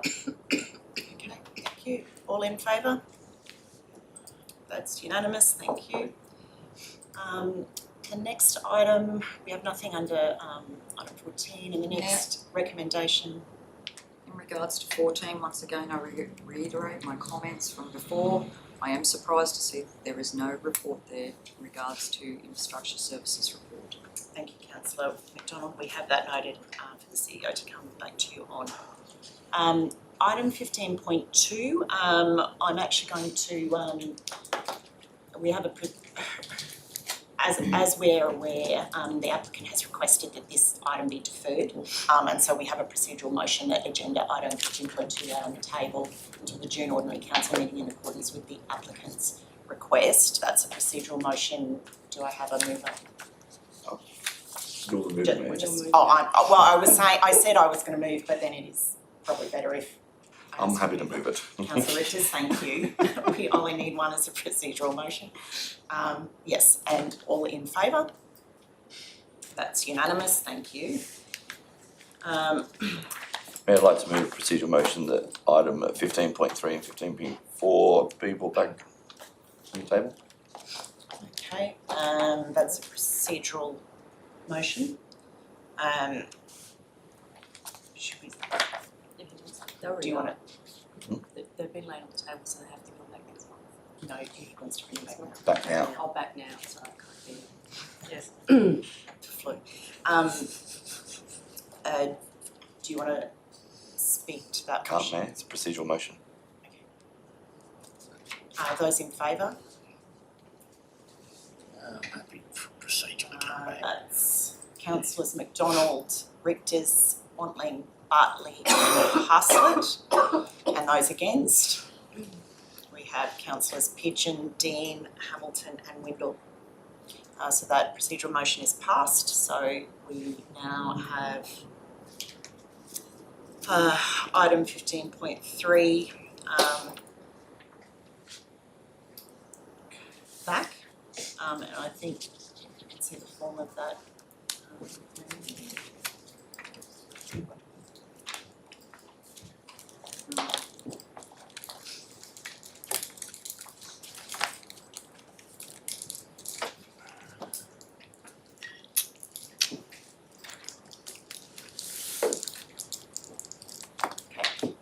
So that's the recommendation from 15.3. Are you moving that? Mayor, I'd like to move an amended motion. I think we have to move and second this one before you can do it. We can do it that way if you like, yeah. Is that, yep, sure, yep. Okay, so are you happy to move? And seconded, Councillor Haslett, thank you. And then you wanted to move an amendment? Yeah, Mayor, I'd like to Councillor move an Rectus. amendment that the width of the road be reduced to 6 metres and curb and channeling remain only on the eastern portion of Mill Road. Just have to give me a moment, just to get, just trying to get it. So in item 34, point 34.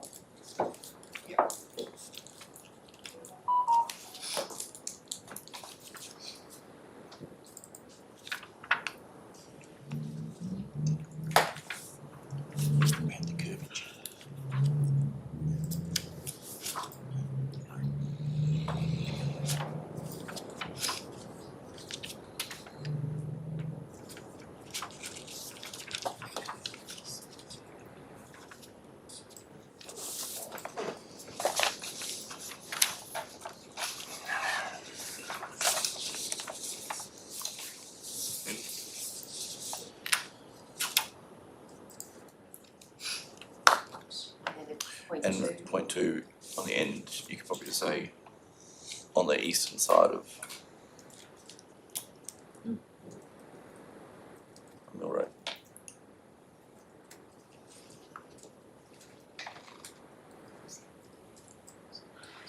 I would assume Mayor, maybe the director of, the general manager could clarify that's only up until their boundary, right, the end of 109. The original plan for curb and channel was only up to 109, yeah.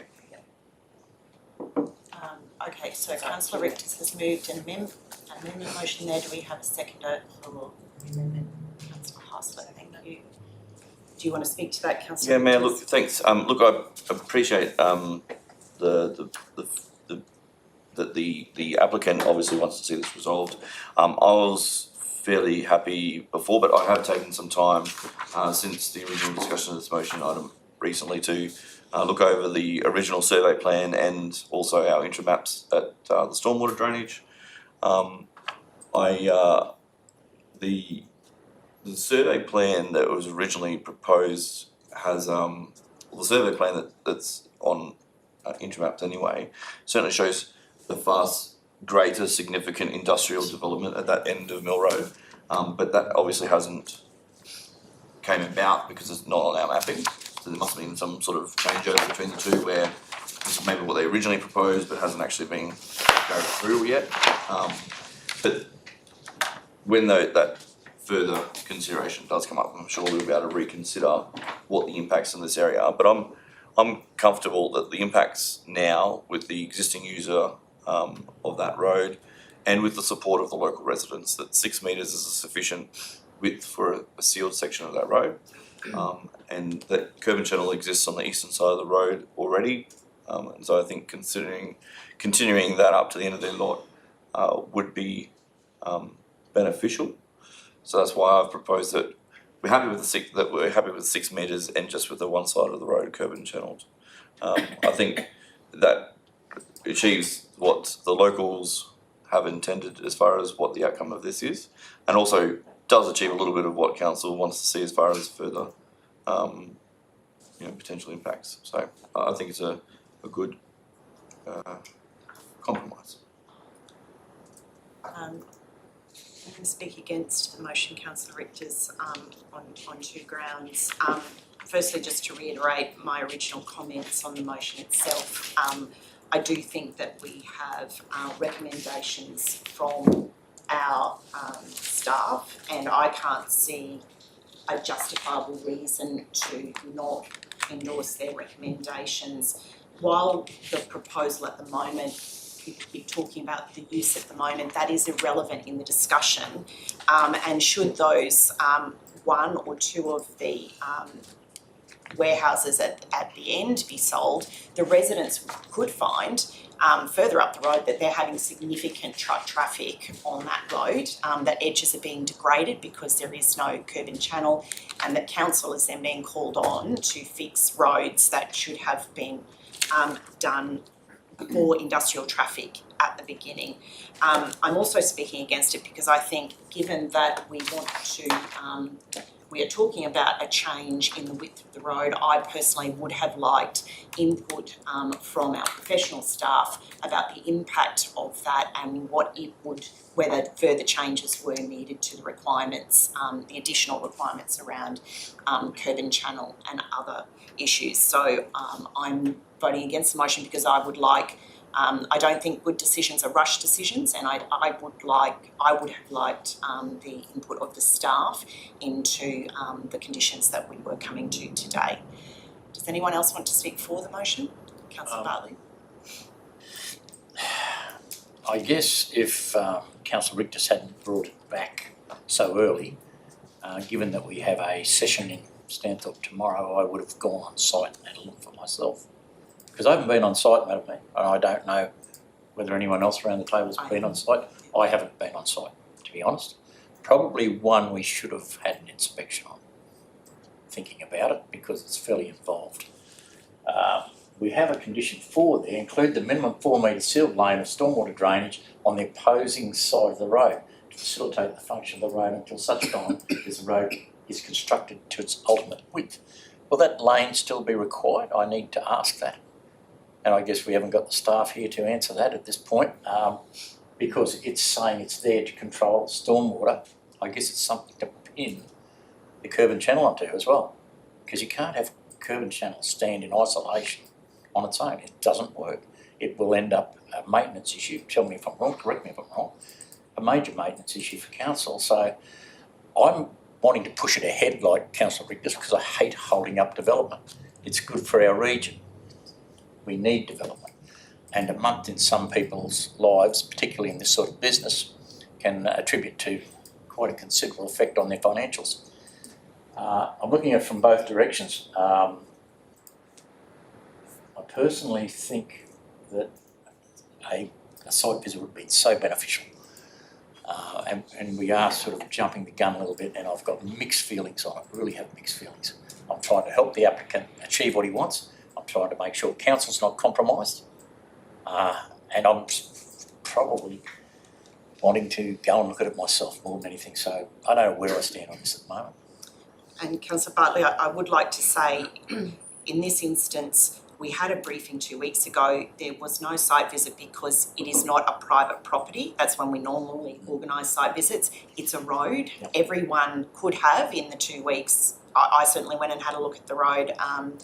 People could have done that, and I would encourage you, if it is not decided today, I would definitely echo that people should go and have a look on site. Councillor Deane, do you have a question, or do you want to speak for or against the motion? I would just like to speak against the motion, as I don't know what the impact will be if we change it to 6 metres, and whether the storm water drainage would be effective if it's only on the eastern side and not the western side as well, like the curb and channeling. So I would like to speak against the motion, as I don't know what the long-term effect of changing it from 10 to 6 would be, and whether that would greatly decrease the management of the stormwater drainage. So I just would like some more information from the engineers to make my decision. Councillor Deane, anyone else who would like to speak to the motion? Councillor Hustler. I'd like to speak for it. It's what Councillor Richter has proposed is very similar to my amendment earlier, which is why I'm supporting it. I have been and looked at it once I saw it on the agenda there. I think as councillors that's part of our job to do that. So putting it off because we didn't, no disrespect intended, but because we didn't go and do our due diligence on our job is not a reason to hold up an applicant. Mayor, you raised the point of the impact on future traffic on that road going for residents who live up that road. It's a dead-end road. There are no residents up that road. The resident who owns that block at the top of that road has access from Hulme Drive. They do use the back entrance, I know, at times, but their access is from Hulme Drive. So there is no impact on residents. And I take your point that there are lots there that could in future be developed, but there is no one to be affected, and we've got the letters of support here in front of us to say that those people who live around there are very happy with the proposal that's put there. So that's why I support this amendment. Anyone else? No? Shall we go to, oh, yes, Councillor. I'm of two minds with supporting the amendment. It's just that curb, what it does or what it can do, whether it can divert that water, more of that water down that road with the grade of that road, or whether it's best not having that curb there so that it actually diverts the water off the road itself. It's, yeah, I'm just of two minds. But I'm supportive of the 6 metre. I definitely am supportive of 6 metres. The reason why I moved the motion as I did earlier was because of all the questions that we raised that we didn't really have the answers to. And I'm like Councillor Bartley, I was out of town all last week. I had no opportunity to go, I wasn't back in town till Monday. I had no opportunity to go and visit the site. So I had no idea when I read the agenda, it didn't occur to me that this was going to be such a difficult decision. But because everybody has raised so many questions about this, and there's so many uncertainties, is the reason why I moved the procedural motion. So I can't agree with the motion as it stands at the moment.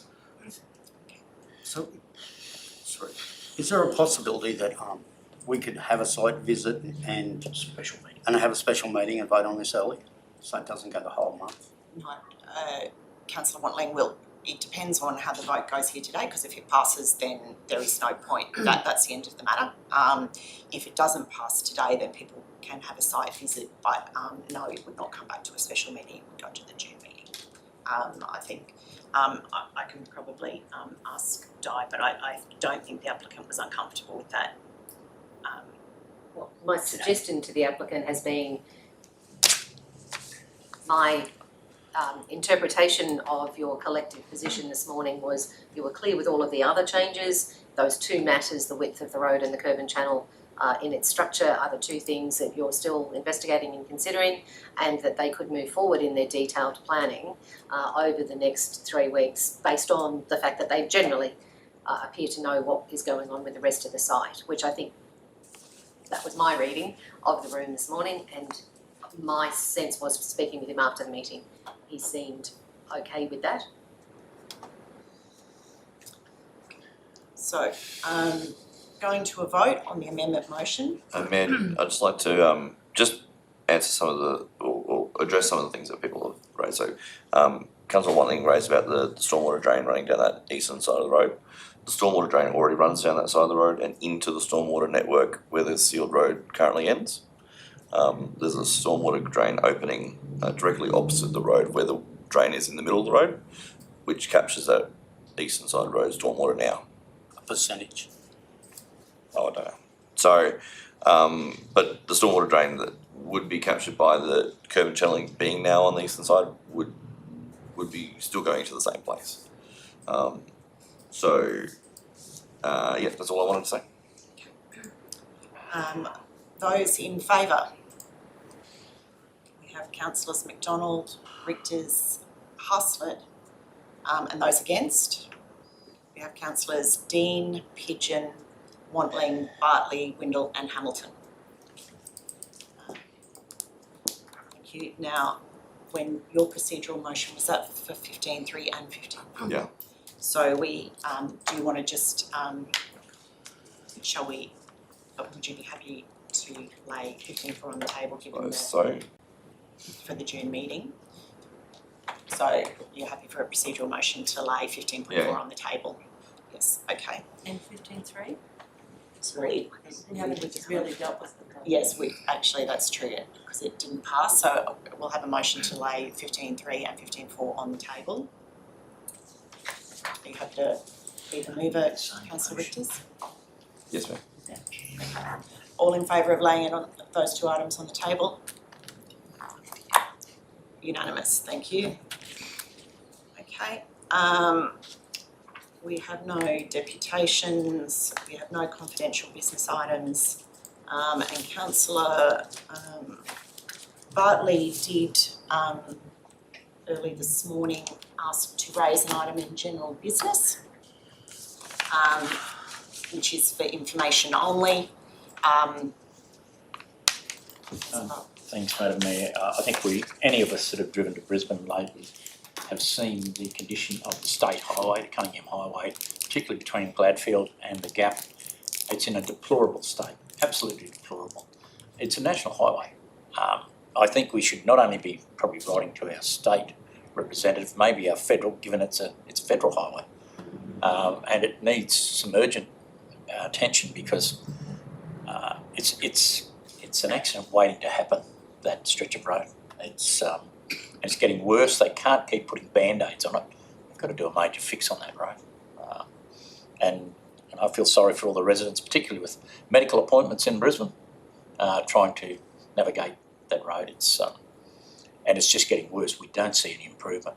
It continues to degrade. So I guess if council were of a mind just to write a letter to our local member and even our state member to indicate our disappointment in the state of that road. Yeah, thank you, Councillor Bartley. I actually, I went down to the Tisby event on Monday night at Parliament House, and yes, it was a good long wait at those roadworks. I would say again, as portfolio councillor, this is advocacy around the roads is absolutely in your portfolio, and definitely we can write again to the state member, and as you suggest, perhaps even the federal member. I've had a number of meetings with James Lister and with the Minister where we've raised the state of Cunningham Highway. It is a constant at meetings and at our Brock and Darling Downs South West Council of Mayors sessions. I think we will continue to advocate on that as well as other road matters. But thank you for raising that, Councillor Bartley.